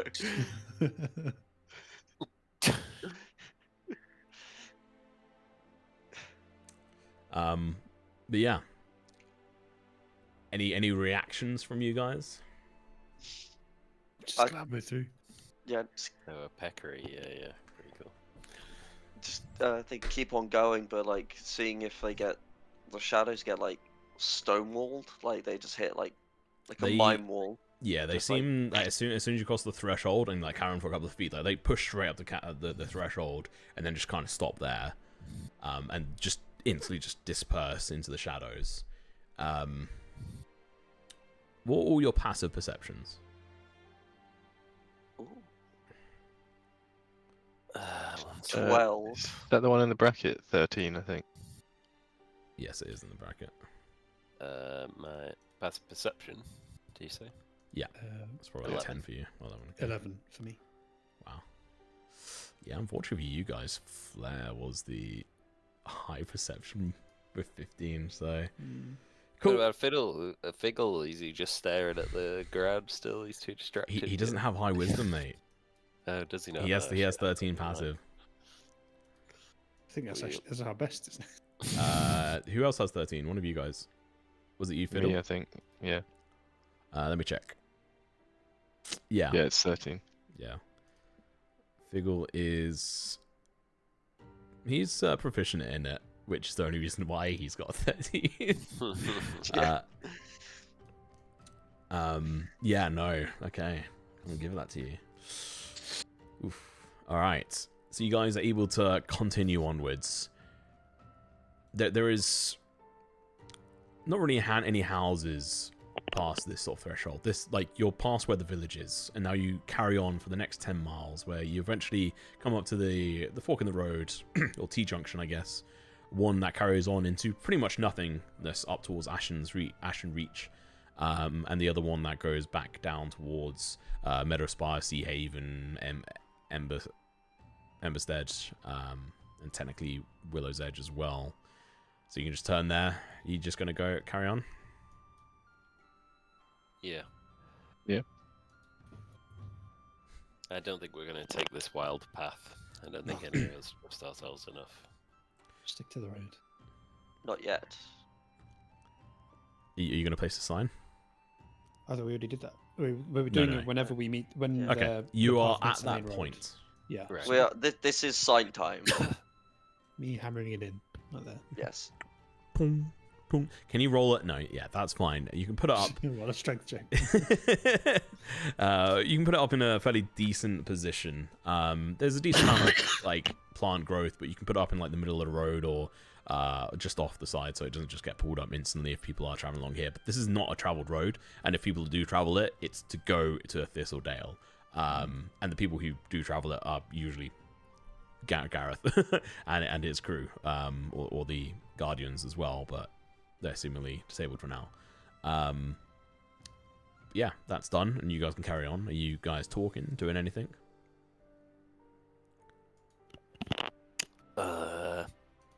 Realizing I didn't buy any food for the boars. What do balls eat? Like apples and grains and that. They don't eat grass and stuff, do they? No, I don't think so. Like mushrooms and fruits and acorns and such. It's such a coincidence that your prized racing boars are also your rummaging boars. Yeah, they can probably find their own food better than we can. Could we leave them to forage at the end of the day? I could take them out for a walk at the end of the day, yeah, and just let them forage around a bit. I'm not just going to let them go out on their own. They'll escape. They're bored.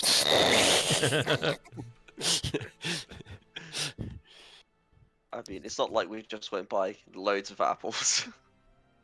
No, they ate some of them. I wouldn't have stopped them from eating the apples that had dropped. Snacking as they go. That's Yeah. We'll lock that in. Yeah. before Tom kills them with malnutrition. You didn't feed your pigs. They die. You didn't notice them slowly becoming malnourished. I reckon some of the ones that aren't sandwiches would be like dried fruits and such that I could feed the boars anyway. Maybe. Well, the Some of my rations that we rations, specifically yeah. need to get to this place. You got some Precisely, sandwiches. That would be. I'm not feeding my pigs pig sandwiches. And the fucked up thing is they would eat them and enjoy it as well. Pigs are I fucked know they up. would. Yeah. That's how you get. Pigs eat anything. That's how you get rid of Same with bodies. chickens. Trust me. Yeah. Apart from the teeth, they can't do the teeth. teeth. Yeah. Yeah, all. that's why you take them out. Who here's watched what Lock, Stock and Barrel? Lots Yes. of two smoking barrels. Yeah, that fucking class movie. But yeah, I mean, you guys are traveling, and it's obviously like a full 8-hour journey for you to get to the point in which you know you're gonna have to stop and find somewhere to rest. You could just stop by the road and just hope for the best, but you guys are gonna need to try and set up camp. You're probably a good 15 miles in now. But yes. Let's see. Is there anything you guys are going to be doing along the way? Any conversations maybe you want to have with just specific people or anything? Now's the time.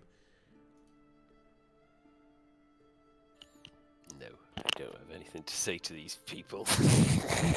I'm just strolling. I think I'll just be chatting to myself. At least one person's not too high and mighty and will talk to each other. No Himself. one makes better company than yourself. You're always with them. Might as well be best friends. All right. Theo, could you roll a 1d6 for me, please? Yeah.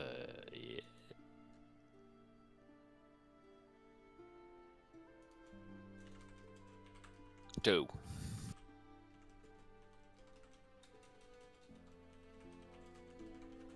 All right.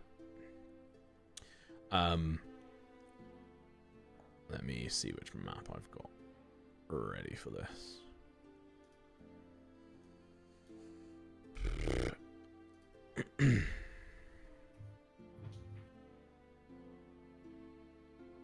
I think this one will do.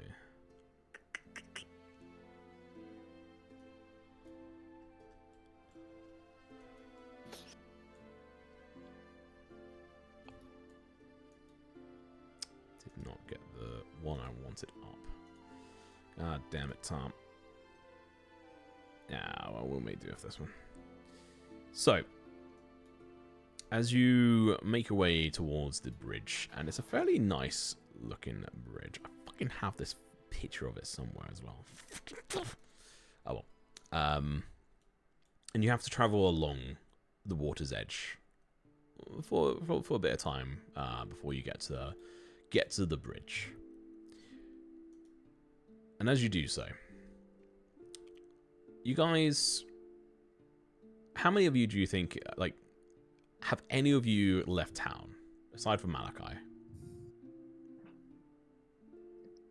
No. I think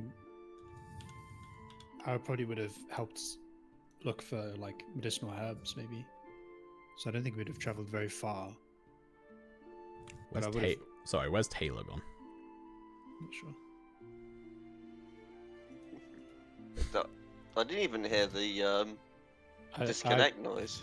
I did. I didn't. Oh, I didn't catch hear any- anything either. Bye, Taylor. Carry on, Hal. What were you saying? I was I probably would have traveled for like helping to find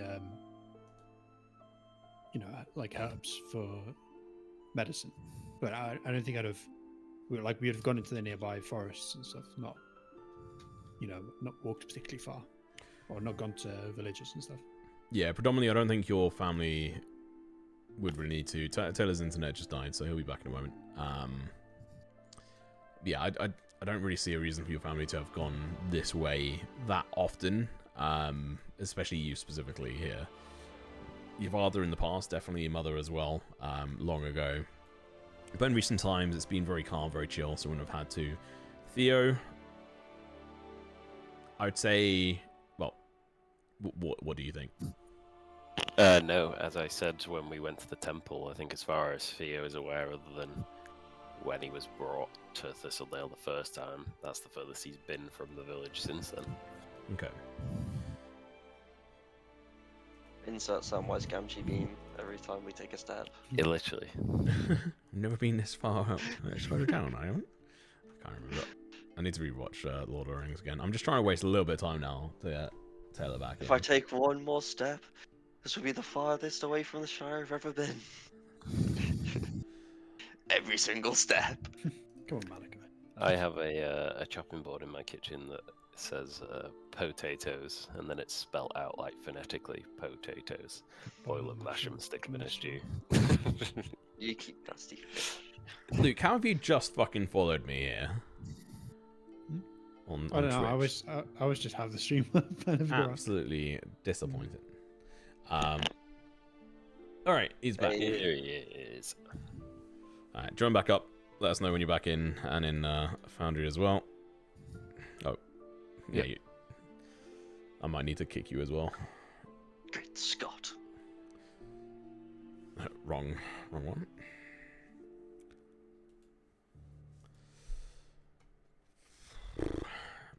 Ba-da-ba-ba-da-ba. Yeah, I think it's a new link now as well. So. Okay, no worries. That is not. Why is my an cat issue. just Send you staring at the floor? She's She's staring been at the doing it ghost. for like... No, she's just staring at the floor for like 10 minutes. No, that is Figgles. I need to do Fiddle. I need to rename this so your names aren't so fucking similar. It's absolutely horrifying for me. What you looking at? There's nothing down there. There we go. Alright. It is now just going to... Oh, I have to change it on that as well.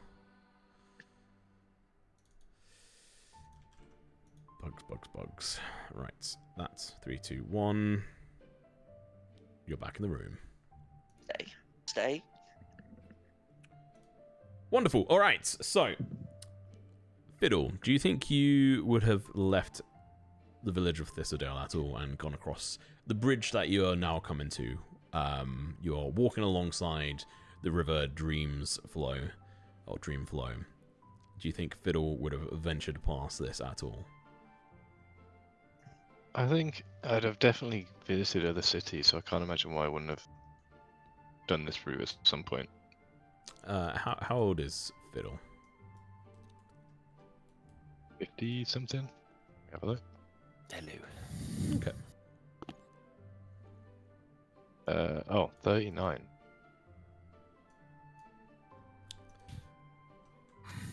I will just let you know from a lore perspective. That's not very old for a gnome. Gnomes can live up to 350 years or something like that, 325 years. Just FYI. Mm. The unknown. But yeah, you're older than your brother, but still fairly young. I'd probably say Emstead would have like legit been like the furthest you would have gone so far, while streaming big to be able to carry on. Slim, we can hear you breathing again, by the way, mate. As much as I like to know that you're alive and breathing, You know what it shut is? the fuck up. This headset, I use it for my Xbox and my PC. On the PC, it's really sensitive. On the Xbox, it's fucking awful. So I put it like right next to my mouth when I'm using it for the Xbox. So I'm just in the habit of keeping it there. Yeah. That's fair. That is fair. All right, let me now preload this. Yeah, you guys are making your way along the riverside. And if you could remind me, what is all your passive perceptions? I know we just did it, but my mind 12. is blanking. Strong 11 for me. 13. Okay.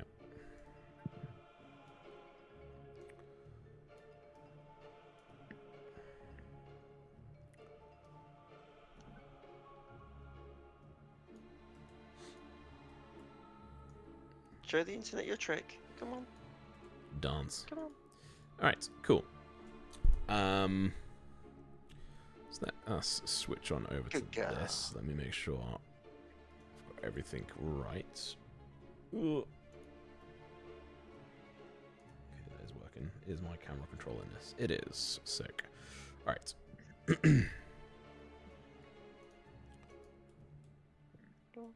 Is everyone in this scene? Yes. Yes. Cool. So, technically, the gnomes and halflings would actually be slightly smaller, so I will in the future change your tokens so they're slightly smaller than medium creatures. But for now, this will be fine. Yeah, as you make your way along, what's the sort of marching order? What sort of way are you walking? Well, I think who was the scout? They'd be at the front. I right? was a scout, so I think you'd be at the front. yeah.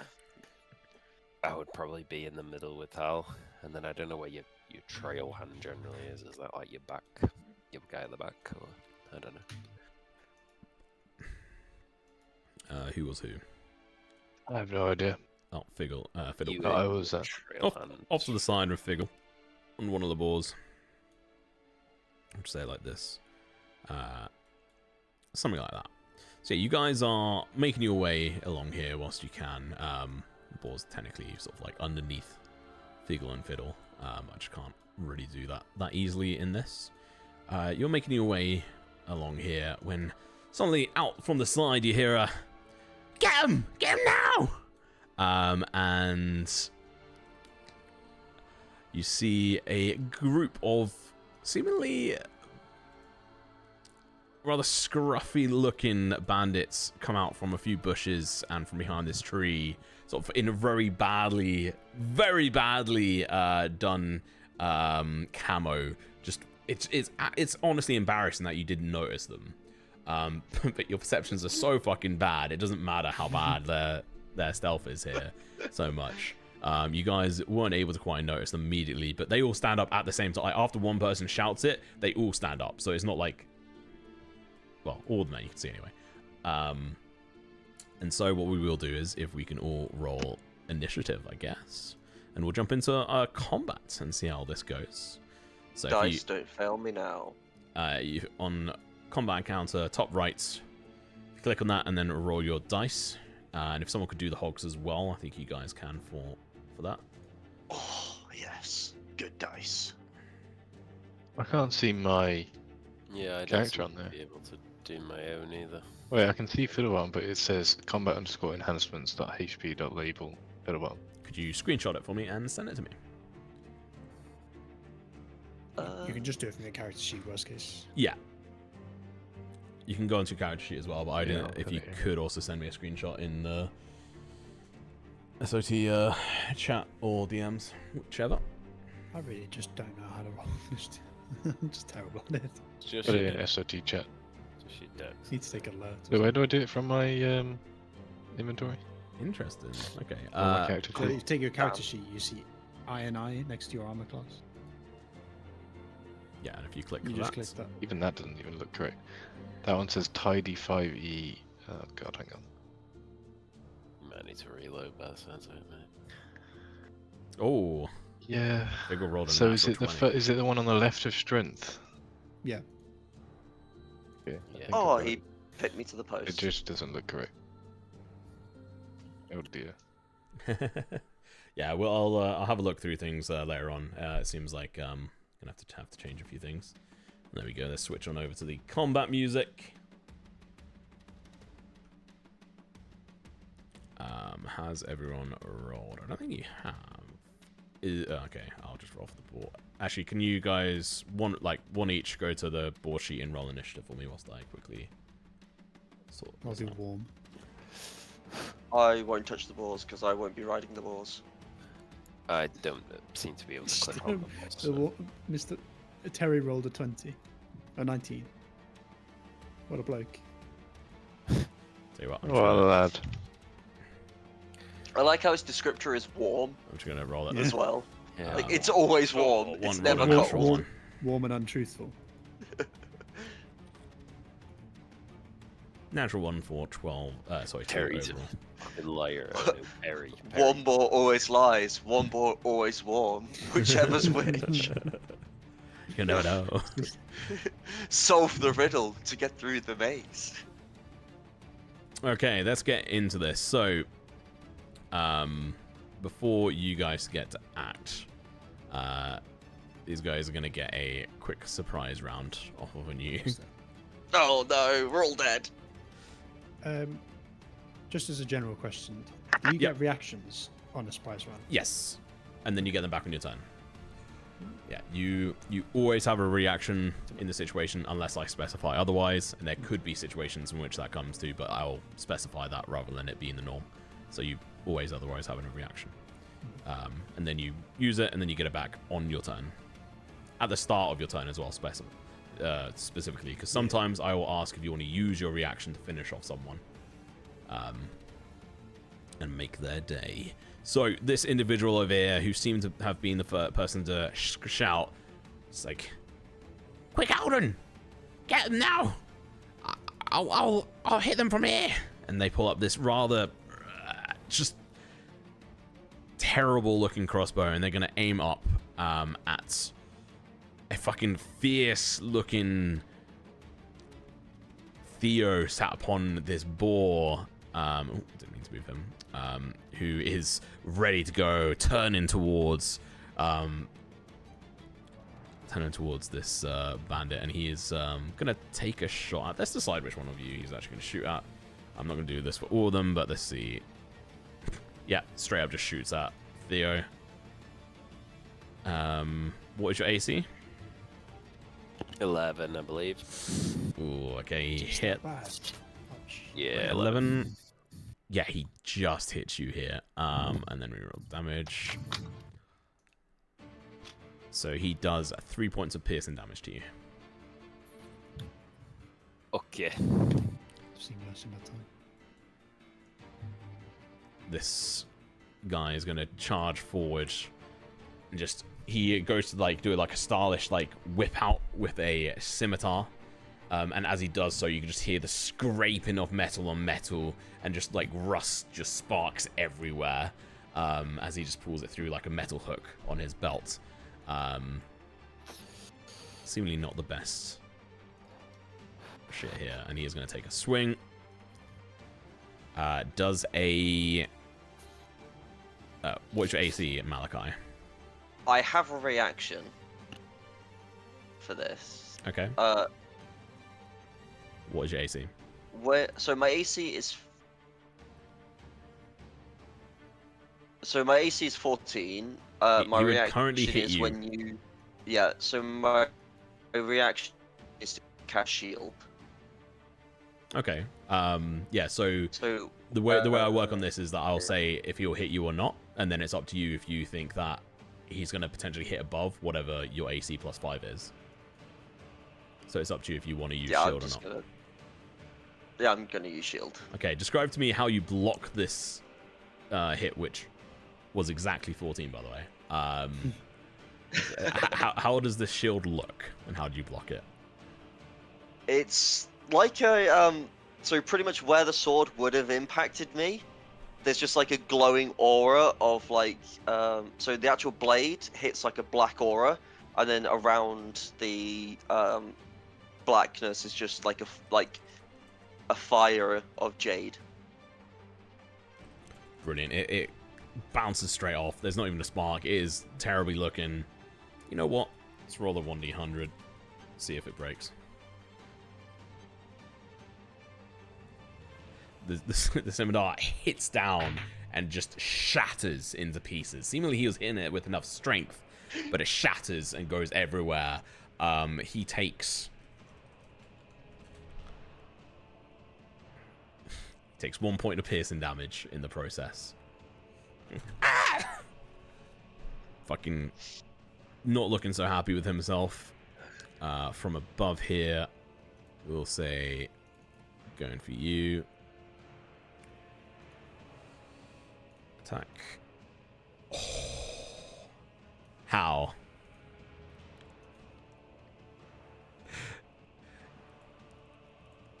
don't like. You were just distracted. You're too busy focused on trying to work out how to help the individuals in front of you. You didn't quite see that there was the individual up here on the cliffs who takes aim and smiles and takes shot. Seemingly very thin and frail looking individual, but fairly good at taking a shot, and he's going to hit a critical hit on you. And he is going to do... that would be 12 points of damage. As it goes straight into your neck, like into your clavicle. This small dart just... I keep lagging out. Yes, Yeah, I think keep getting little Discord is... lag spikes, but, yeah, I think Discord is doing what it did before, unfortunately. It's just having a little bit of a mare. So they had a big lag spike, and then I just heard Tom's. Yeah, no, I heard It's Yeah. nice. It's Okay. quite nice. But yeah, I heard hit- it all perfectly fine. Yeah, natural 20, On me. smack straight into you, absolutely fucked you. Oh, actually, I need to roll another 100 for this guy over here. Nope, he's fine. Okay, end of him. This guy's gonna charge forward. They seemingly weren't very good at planning this out here. Yeah, I mean, Malachi, you're at the front here, so they are still going to take Did some I just shots. move something? Nope, you can't move anything. Would hit you, but it's deflected off by your shield. That one would have missed either way. Let me roll another couple of dice here. Ooh, okay. This bandit's here, as he like lets off with his very small crossbow, it just explodes in a shatter of wood. And he takes 1 point of damage. Rolls on this are fucking terrible. And he has now lost that. Wait, what's causing that to happen? You can see that the equipment they're using doesn't seem to be of high quality, and there's a certain chance that whatever they when they use these things, that if they that even if they hit, there's a chance for it to just break. Very well designed crossbow. They've got a doohickey. Like getting stuff like this together is pretty hard. Like getting proper gear and stuff, especially if you're like a shady character. At least for these guys anyway. That is going to be the end of their go. So now we start at the top of the round. Figgle, it's like, don't worry guys, I got this. And imagine anyone close to him is going to probably flinch as he readies up his sling, and he is going to. What was all your proficiencies? It's still +2 at the moment, isn't it? Yeah, okay, cool. I just have, because I haven't leveled them up, so there's certain things that don't quite match up. We'll say, yeah, he'll go for the natural 20 guy. This really sucks because it's like the first time he's doing like a range fight and he's not here. He rolls a 20, an unnatural 20. How the fuck has he got that many bonuses? What the shit? Whatever. Oh my god. Don't worry, guys. I got this. Flings up a fairly sharp looking stone that, as this bandit is just cheering as it is done a huge amount of damage to Hal, and is just in the middle of like cheering and sort of trying to reload a bolt. This stone just lodges itself straight up his into one of his eyes and just goes straight to his brain, and you hear this ah! And he falls back and he's fucking dead. Nice, let's go. I mean, when Figgle does hit, he does fucking KO. He does kill. The guy off to our 100% right, kill rate right now. is he up in the tree? Yes. Let me correct that. Sorry, he is about 20 feet off the ground. There you go. It should have a number above his head now, you should see. Cool. Yeah, sweet. That is going to be... well, Figgle's going to get off the boar, first of all. And then it's end of his go. It is now Malachi. It is your go. First things first, I'm gonna start bouncing my nice little veiled hex, courtesy of Lady Somnia, Okay. on this guy. So Which one, sorry? The guy right next to me, was it right click to ping? That guy. Hold left click. Okay. Yep. D4, give me good stress. Come on, I want to see the stress. I'll take 3.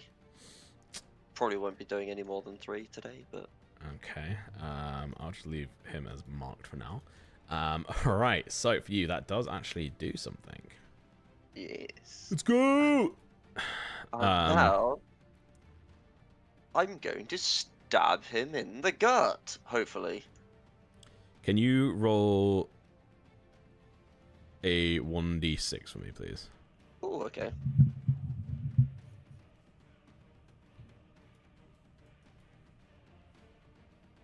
Five. Okay. Good to know. So yeah, you pull the energy out of your brain, sort of like focus on over towards this individual, and this just cascade of whispers and just like purplish energy, or no, emeraldish energy flows over, and it's just flowing in and around his ears, just constantly sort of like whispering around, maybe causing potential level of temporary insanity. And you, yeah, go ahead and take hits. Go, attack roll, please.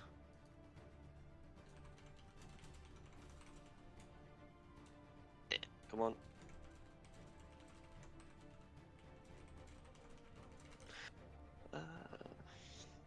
Game being weird. What's up? Can't get it to... There we go. Mr. Derp. Oh! 15. That does actually hit. Roll for damage. Nice. I am rolling that, so go. Blammo. Nice. And also you need to do your extra damage, right? So...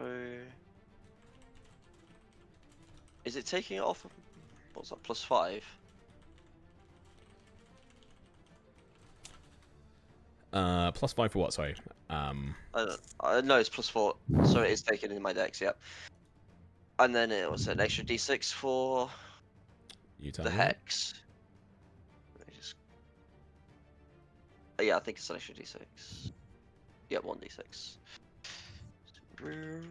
1d6. Oh, it's only a 1. Huge. 10 damage.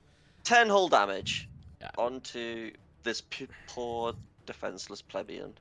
Yeah, he's still alive, but the damage you do is huge. So you swing upwards and just slice open his front, undoing a bunch of his clothes, his buttons getting sent flying, his like slicing his belt as well, and they fall down. He's just wearing very dirty briefs, brown briefs, potentially used to be white or grey, and just lets out like a yelp or a scream. Die, fool, die.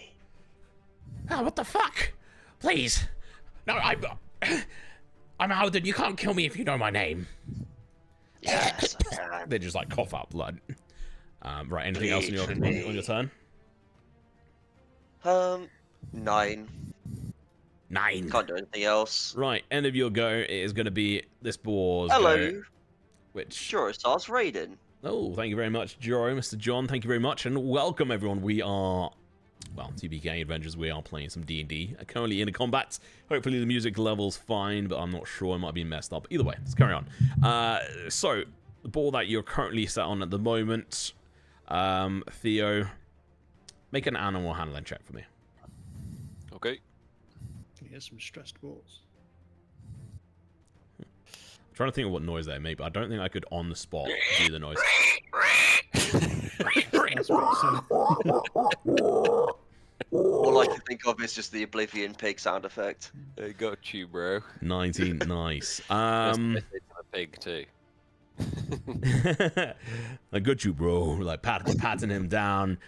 He's gonna just charge forward, let's say, on this front. So if you could, can you open his sheet up there? If you double click on his token. Yes. Yep. Okay. Hello, If you, Nero. if the ball charge, oh, it's at least 20 feet. To do its charge attack, yeah. But it can do a cap tusk attack. Yeah, so Or it's going to charge charge up with the you tree? on its back. Yeah, unfortunately it can't. That's fine. It's going to charge forward with you on its back, and it is going to, if you roll a capped tusk attack for me. Nice, that hits.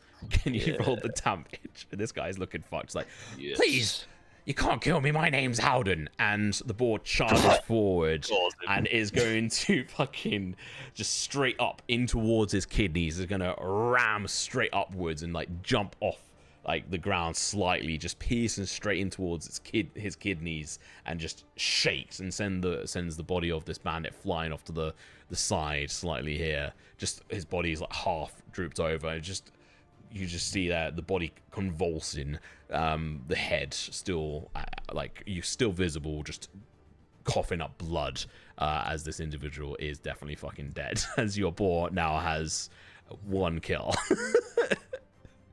Yes. Very nice. If I were a worse person, I'd be carving these into him like a fucking towel. Oh man. Right. End of its go. Would be that bandit's go. He's dead. It is now your go, Theo. What are you doing? From the back of my gored bull, my prized boar, I scream, "Surrender now, or end up like the rest of them, you bastards!" I want to try and intimidate them. Make an intimidation check. Let's go. I fucking respect this shit.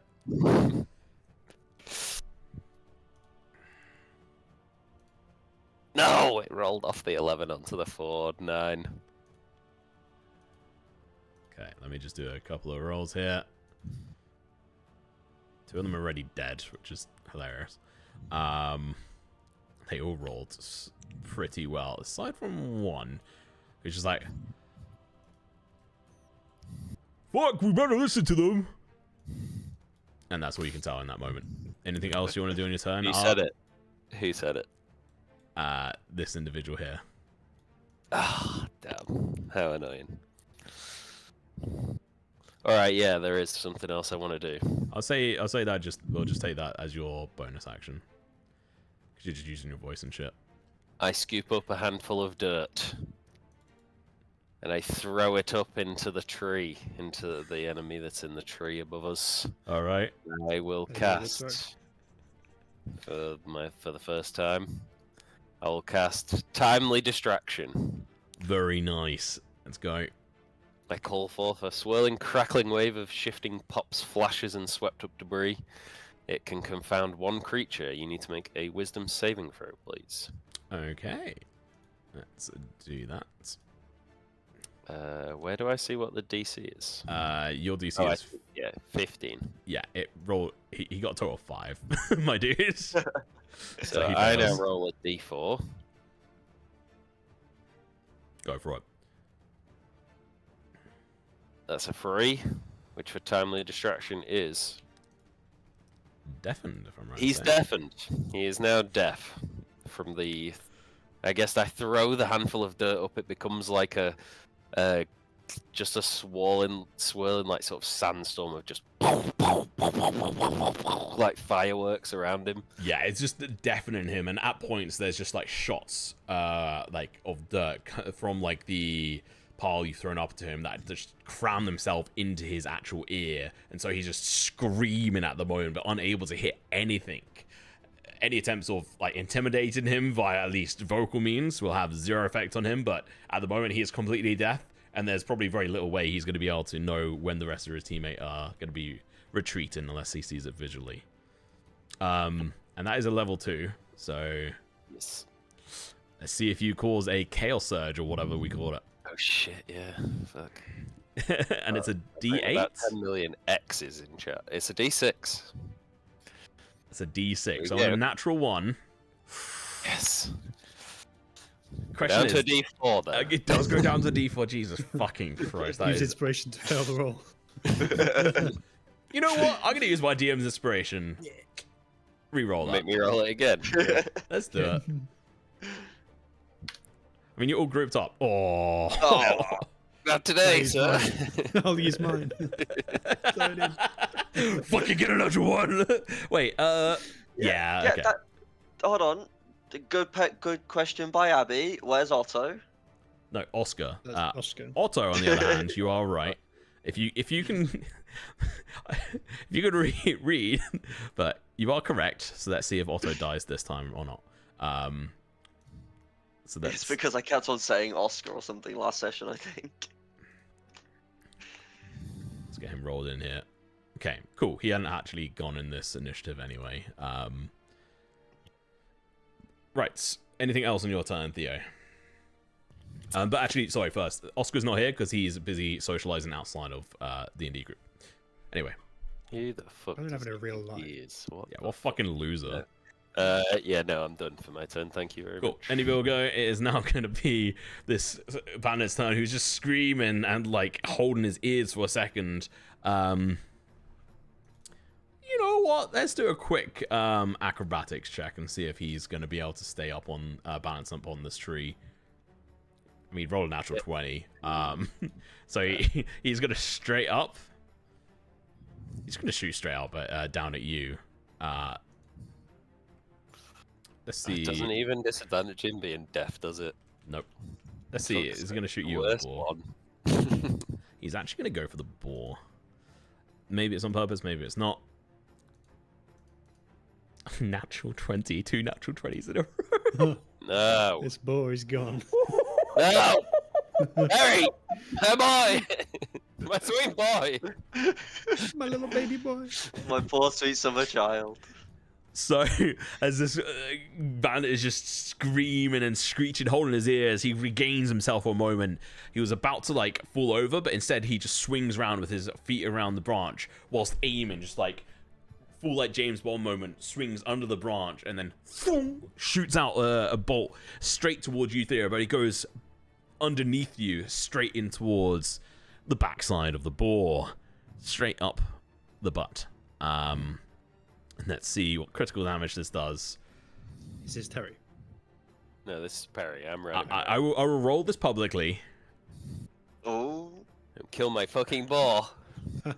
fuck you, I know. Oh, I need to click something. I just realized the UI is bugged. Okay, let me go and fix this real quick. For stream.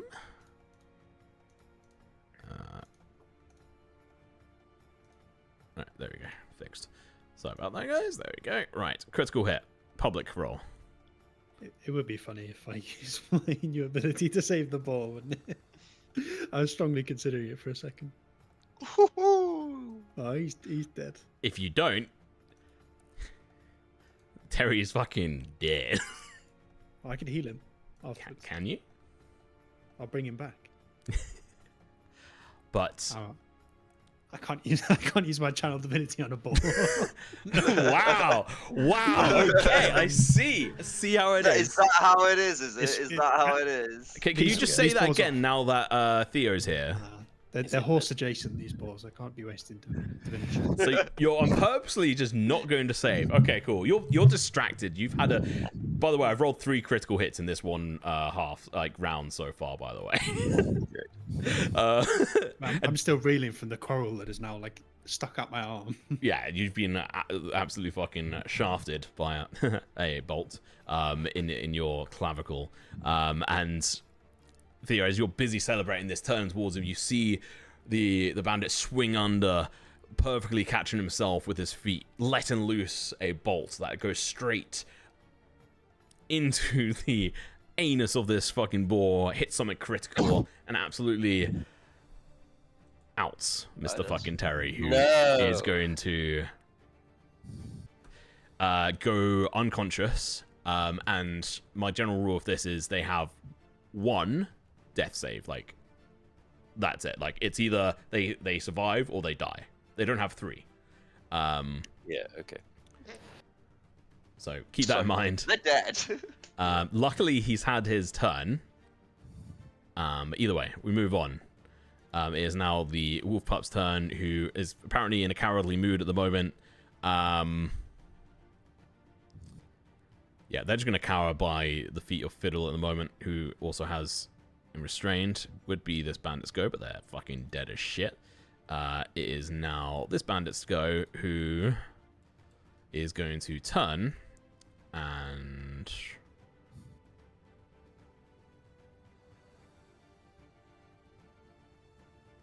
run.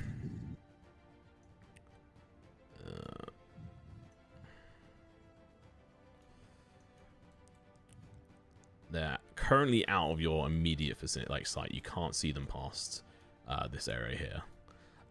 End of their go. Fiddle, it is your go. What are you doing? I can't remember.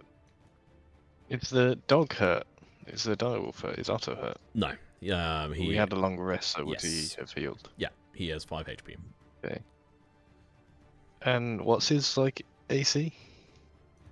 His AC is 10. Or do I not know that? You can double click on him, it should bring his shit up for you too, I think. Yeah, you should be able to double click on him. Yeah, everyone actually in the party should. I've given you all ability to view it. You just don't control him. Yeah. So this guy. So this guy is up in the tree at the moment. He's 20 feet Okay. up. So is that 20 plus 20? So he's about 40 feet. No. So if you've got your self token, if you hover over him, it'll tell you how far away he is. So he is 25 feet away from you. So it's rounded down in regards to distance. But if you hover over it, it'll tell you the actual distance. I have a module that does the Pythagoras theorem for me automatically. Yeah. Mm. And then I roll down because rolling up is for dicks. We can hear you breathing again, mate. It's alright. Well, I'm gonna thorn whip him out of the tree. Thorn rip. Ooh. Nice. What's the distance on that? 30 feet. Nice, He's yeah. 28, it says. Yeah, so it's definitely within range. Good old thorn rip. Go for it. Roll your attack. Okay, so attack. 17, natural 17 for 22 in that hits. total. You definitely fucking whip his ass. So roll for That'll work. damage. Not that much, to be fair. It's still going to hit him, and he's still going to take a chunk of damage with, like, he doesn't look overly strong, but, you know, he's at least still fighting. He's hanging on at the moment. I'll tell you what. He is hanging. Nah, he rolled a natural 20. I'm not going to make him re-roll for this one, especially with just 2 points of damage. But, like, how does a Thorn Whip look? Like, how do you, like, summon this to be and then whip out towards him? Well, it's got a little leather bottom part, grip. Grab that, and then the rest of it's literally a whip with thorns. Okay, brilliant. Like Indiana Jones, wrap it around his leg, yank him out. You try to like drag him down, but he's able to resist, and the whip drops away, and you can try again next time. Can't quite actually drag people out with this whip. But anything else you want to do on your turn?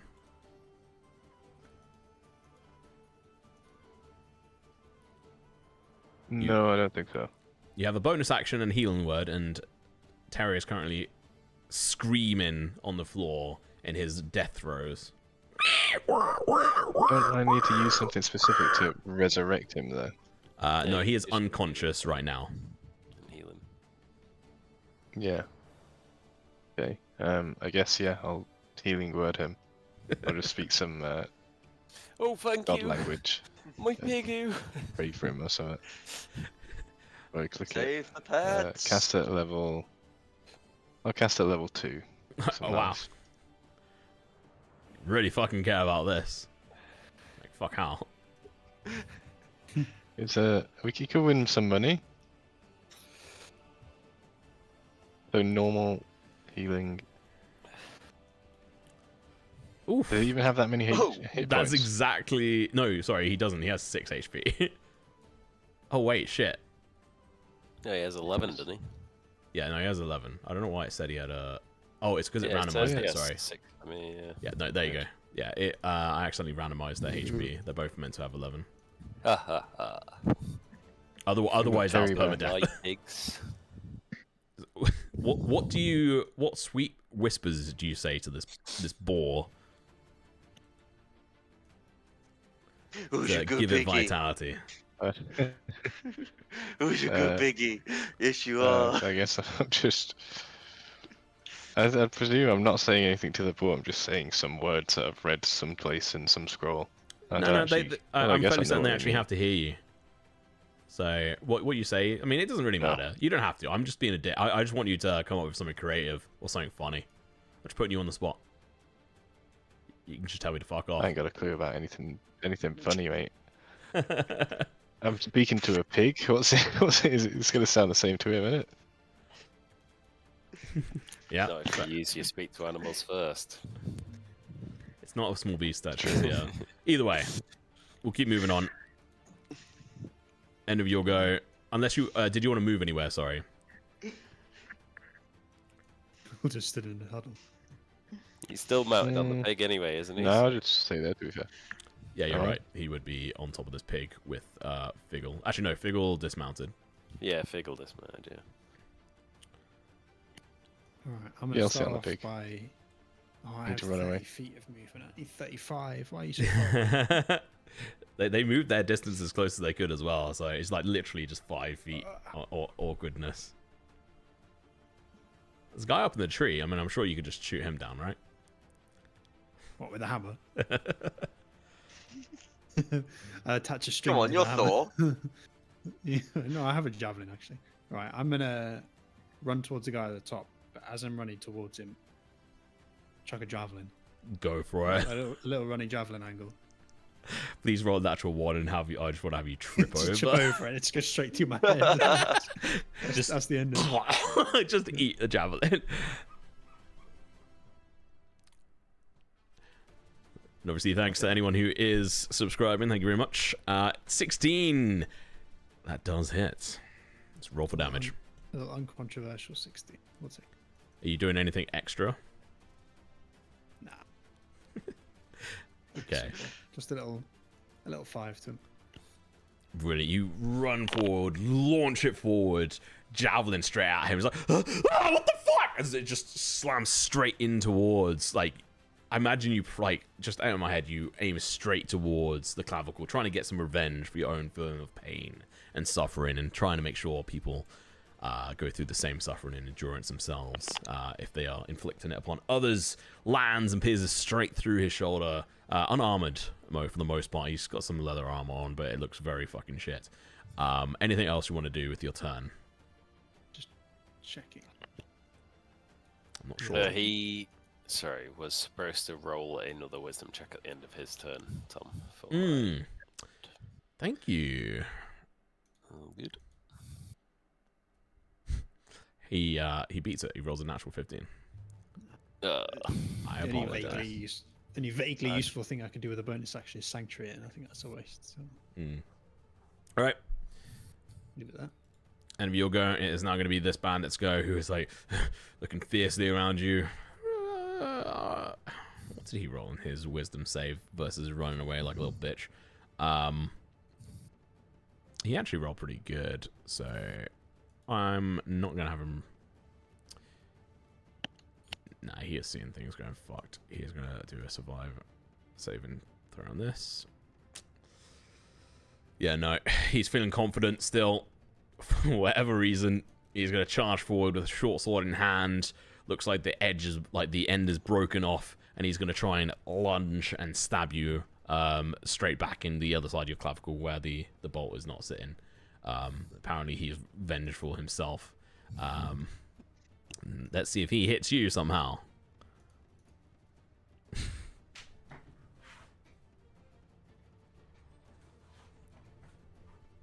Stop it.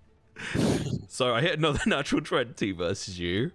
This is against me. Huh?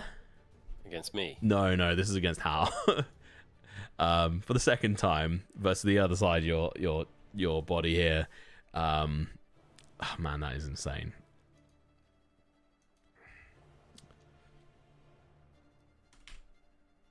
Critical hit. What's So that, like 4 nats now for the NPCs? yes, 3 on attacks as well, and 1 on an agility check, acrobatics check. So you would take 10 points of damage, piercing damage here, as he lunges forward, trips a little bit over his feet, and then rights himself, and happened to just catch you off guard, expecting him to have missed after he tripped, but maybe it was all a trick. As he lunges, plunges his broken end of his sword into your shoulder, like in between a piece of your armor, just slicing straight up through, shredding some of the muscle on your pec. And that is the end of his go. It is now going to be this boar's turn. Fiddle, could you make a animal handling check for me, please? Yeah. I believe in you. Can you roll it again, please? Gosh. Because you have advantage on this, because you just healed his friend. Oh, baby. Nice. You know what? Let's say this board's pretty fucking supercharged right now. But it is going to... Oh, wow, they have 40 feet of movement, don't they? It's going to charge straight up here, with you on its back, by the way. And is going to go straight in for a charge attack versus this bandit.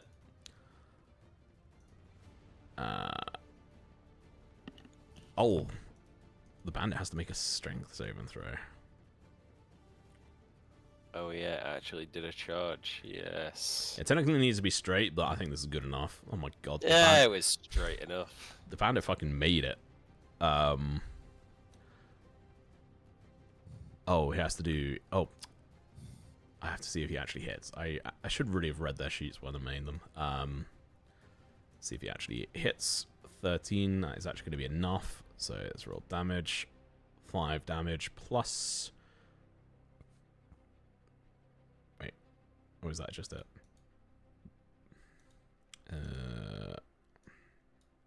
Yeah, it is. It takes a d4 plus a d6. So he takes 10 points of damage.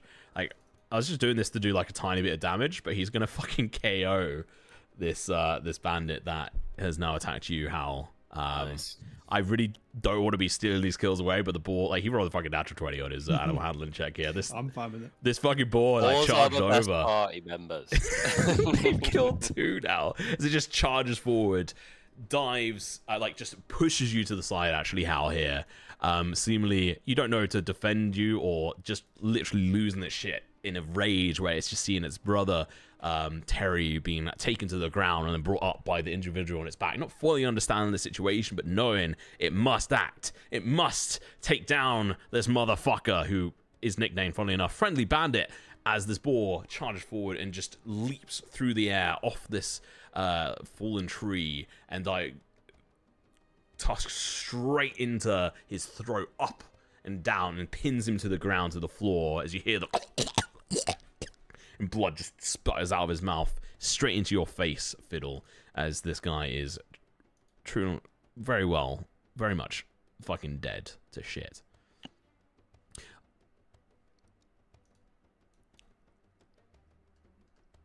Cool. End of his go.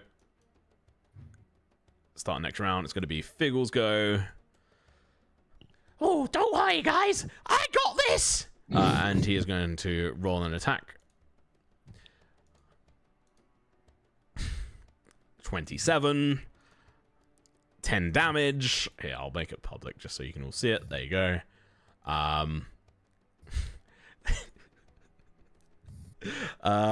Yeah, this guy had 4 HP left. I don't know what to say apart from, like, apparently I should roll for all of you because apparently I've got some fucking good luck as a GM right now. I feel so bad about taking these kills from like NPCs and stuff. I'm so sorry.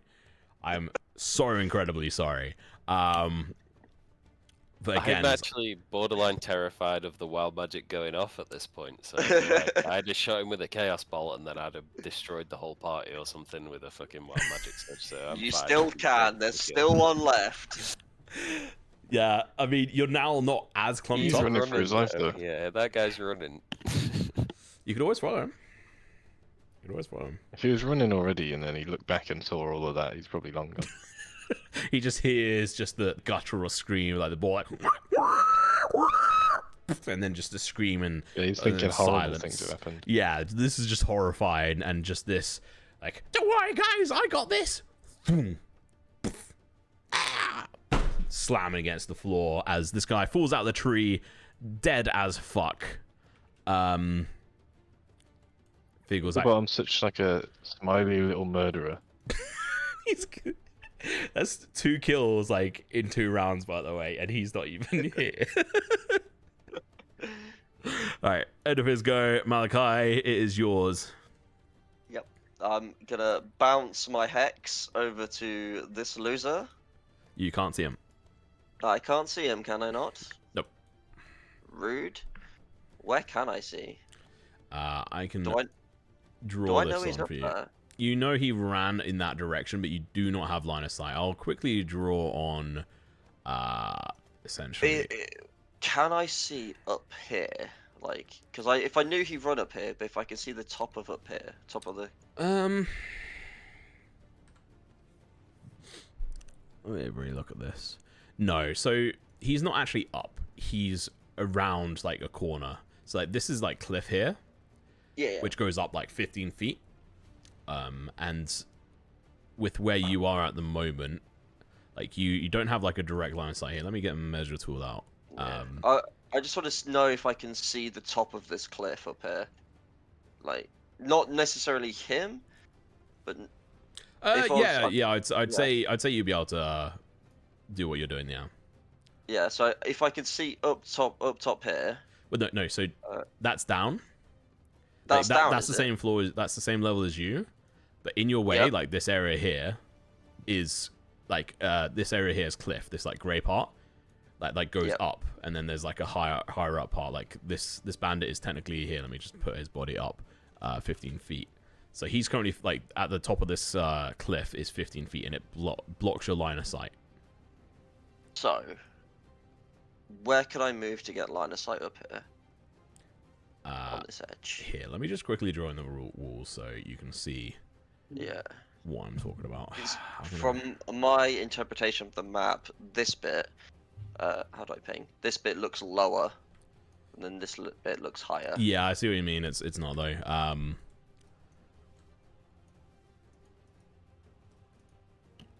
For me, it looks higher and then higher again, if that's meant to be the point.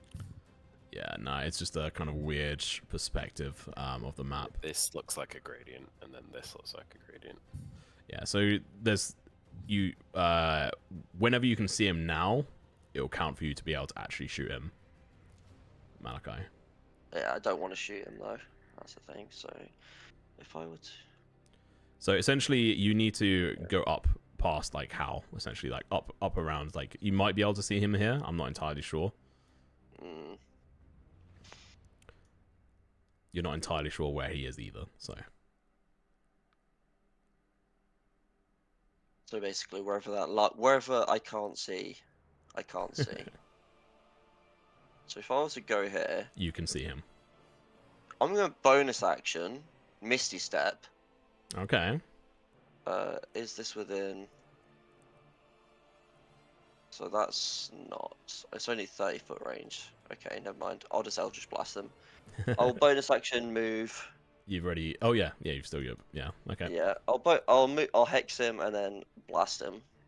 Go for it. Bada.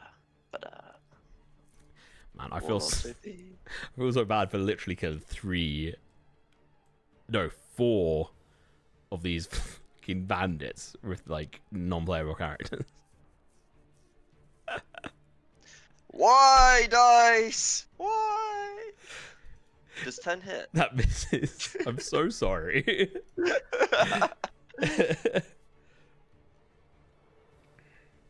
It's okay. That's We weren't perfectly fine, expecting mate. to murder him with a blast. Enjoy. Get involved. Yeah, I'm very sorry. It does miss, but he is hexed. I hadn't quite gotten around to doing the hex on him yet. Okay, Slim. I see. All right. So, let me target him for you there. I need to sort that out. End of your go. It's going to be this boar's go, who is going to get up from prone, and that is going to be their go. I fucking refuse to let them go and kill this thing. Actually, no. Theo, do you want it to try and move you any closer? So the guy's here, right? So is there a point it could get me where I would actually be able to see him? Can I see him from there? The ball's just going to charge up here. Actually, no, it would have only been able to go down here, sorry, because it didn't have its full movement. And you would be able to see it from there. So we'll go forward. That bandit's dead. It is now your go. I think Theo would point his finger, grab his crystal, and say, "I warned you." No, please. I was trying to run. Chaos bolt. Okay, go for it. This is going to be where it actually bounces, isn't it? Yeah, when there's no one left. Nat 20. Let's go! How many nat 20s have we had? That's my Fifth or sixth? third on attack rolls, I think. My third on... Yeah. Alright. Oh my Well, I explode gosh. him. That's 25 points of damage. Can you fucking not? Jesus Christ, you guys scared the living shit out of me. What damage is that? I think there was an 8 and a 1 on the D8, so I get to choose either thunder or acid. I think I took acid last time, so I'll take the thunder this time. I feel like that's more badassery of me Disgusting. just blowing him apart. First off, can you roll that 1d, what was it, 1d6? No, 1d4. 1d4. Yes, we're good. We're good, boys. We're good. We're still not dead. It's alright, 1d2 now? No, it's still a D4. It just stays at a D4 now. Until I fucking blow us all up. Okay. So can you describe to me how you go about obliterating this motherfucker with a natural 20 for 25 damage of thunder damage here? I think the Chaos Bolt is always just like an amorphous shape of energy. Like, it's not really a pointed spell or whatever, like a firebolt or whatever. It's just this black sort of ooze that flies towards a creature out of my finger. And then I think in this case, because it's thunder, it would have flown just slightly past him and then boom, like it almost sucks in and then implodes around it and just disintegrates him, I think. It's both beautiful and also just terrifying in that sort of split moment as you charge forward on Mr. Theo Hogsvale on the back of... I meant to do a Hogsvale, not... Yeah, mistyped the name. On the back of a Hogsvale hog here, charging forward, and you shouting, "I warned you!" and then flinging this thunderous bolt of energy straight towards this individual, hitting him directly in the chest. And then for a moment, he's like, "Okay!" and then poof, just explodes everywhere. Just viscous goo just exploding in all directions, and he is fucking dead. And you can try and find stuff of him, which is a good point. I'll just move him over here. But otherwise, he is just gone. He's just red mist. Like, this individual had 13 HP. So you still did over double on that front. That is just fucking insane. That is going to be the end of the combat because there's nothing alive. In this one combat, I'm fairly certain we have had 5 natural 20s. I think so. Across the board. I think 3 just from you. By 2 of them. Four of them were for me. I'll be honest. And 2 of the attacks directly on Mr. Howe. For anyone who's keeping stats, Theo hasn't not critted in a combat we've had so far yet. I've had a crit 20 in every combat we've had so far. Alright, Mr. I crit a lot. Jesus Christ, absolutely disgusting. Alright, I think the more important thing to note is that Hal survived 2 crits. I've still got a third of my HP left. I'm fine. Yeah, he's also our tank, so it's kind of his job. Yeah, it took 22 points of damage in that go at level 3, keep in mind. I much appreciated the healing word to keep my sweet boy alive. Always. At least someone looked after their pigs. So I have a thing I could do with Channel Divinity that could have saved it as well, and I was so strongly considering doing it, like using Right. my 1 of 1 Oh to save man. this boar's life. That was- All right, I- so I- that's all we. I would like to continue on, but I think this is also a half decent place to finish. Because we're already at 10:30. So we're running over by like about 10 minutes or so now. I think there or thereabouts.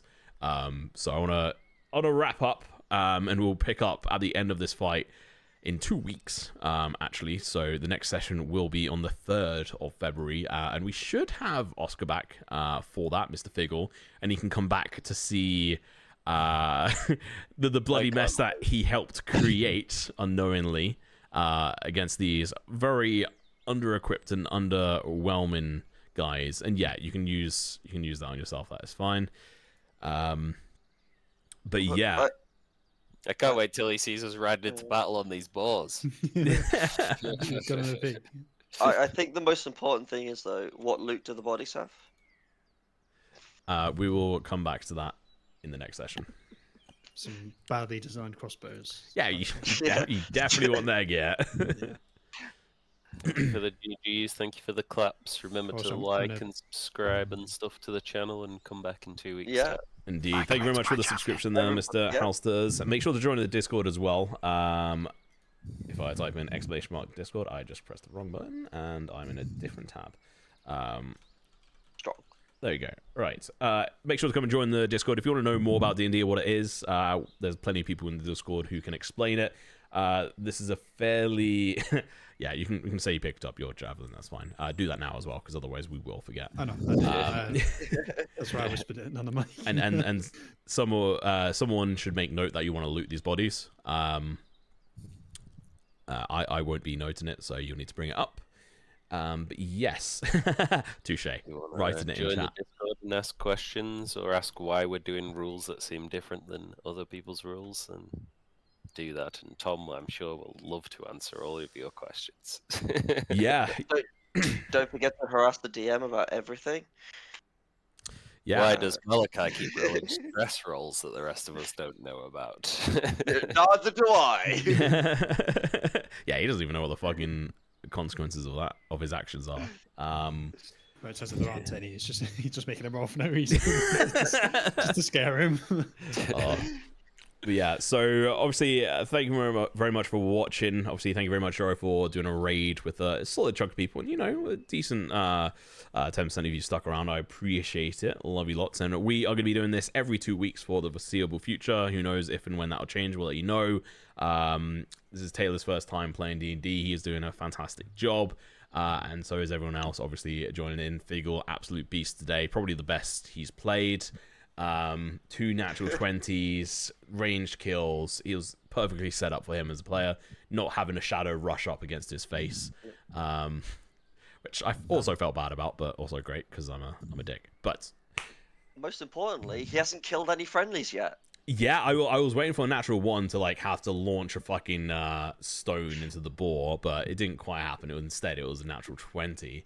Because he's not here, he's not rolling, so that's obviously why. But I'm going to wrap it up here because I know people have things to do, places to go. I'm also super fucking tired. I've had an incredibly busy week. But yeah, if you have any other questions, let me know. If you want to ask people how to play, or if they have a campaign, go and ask.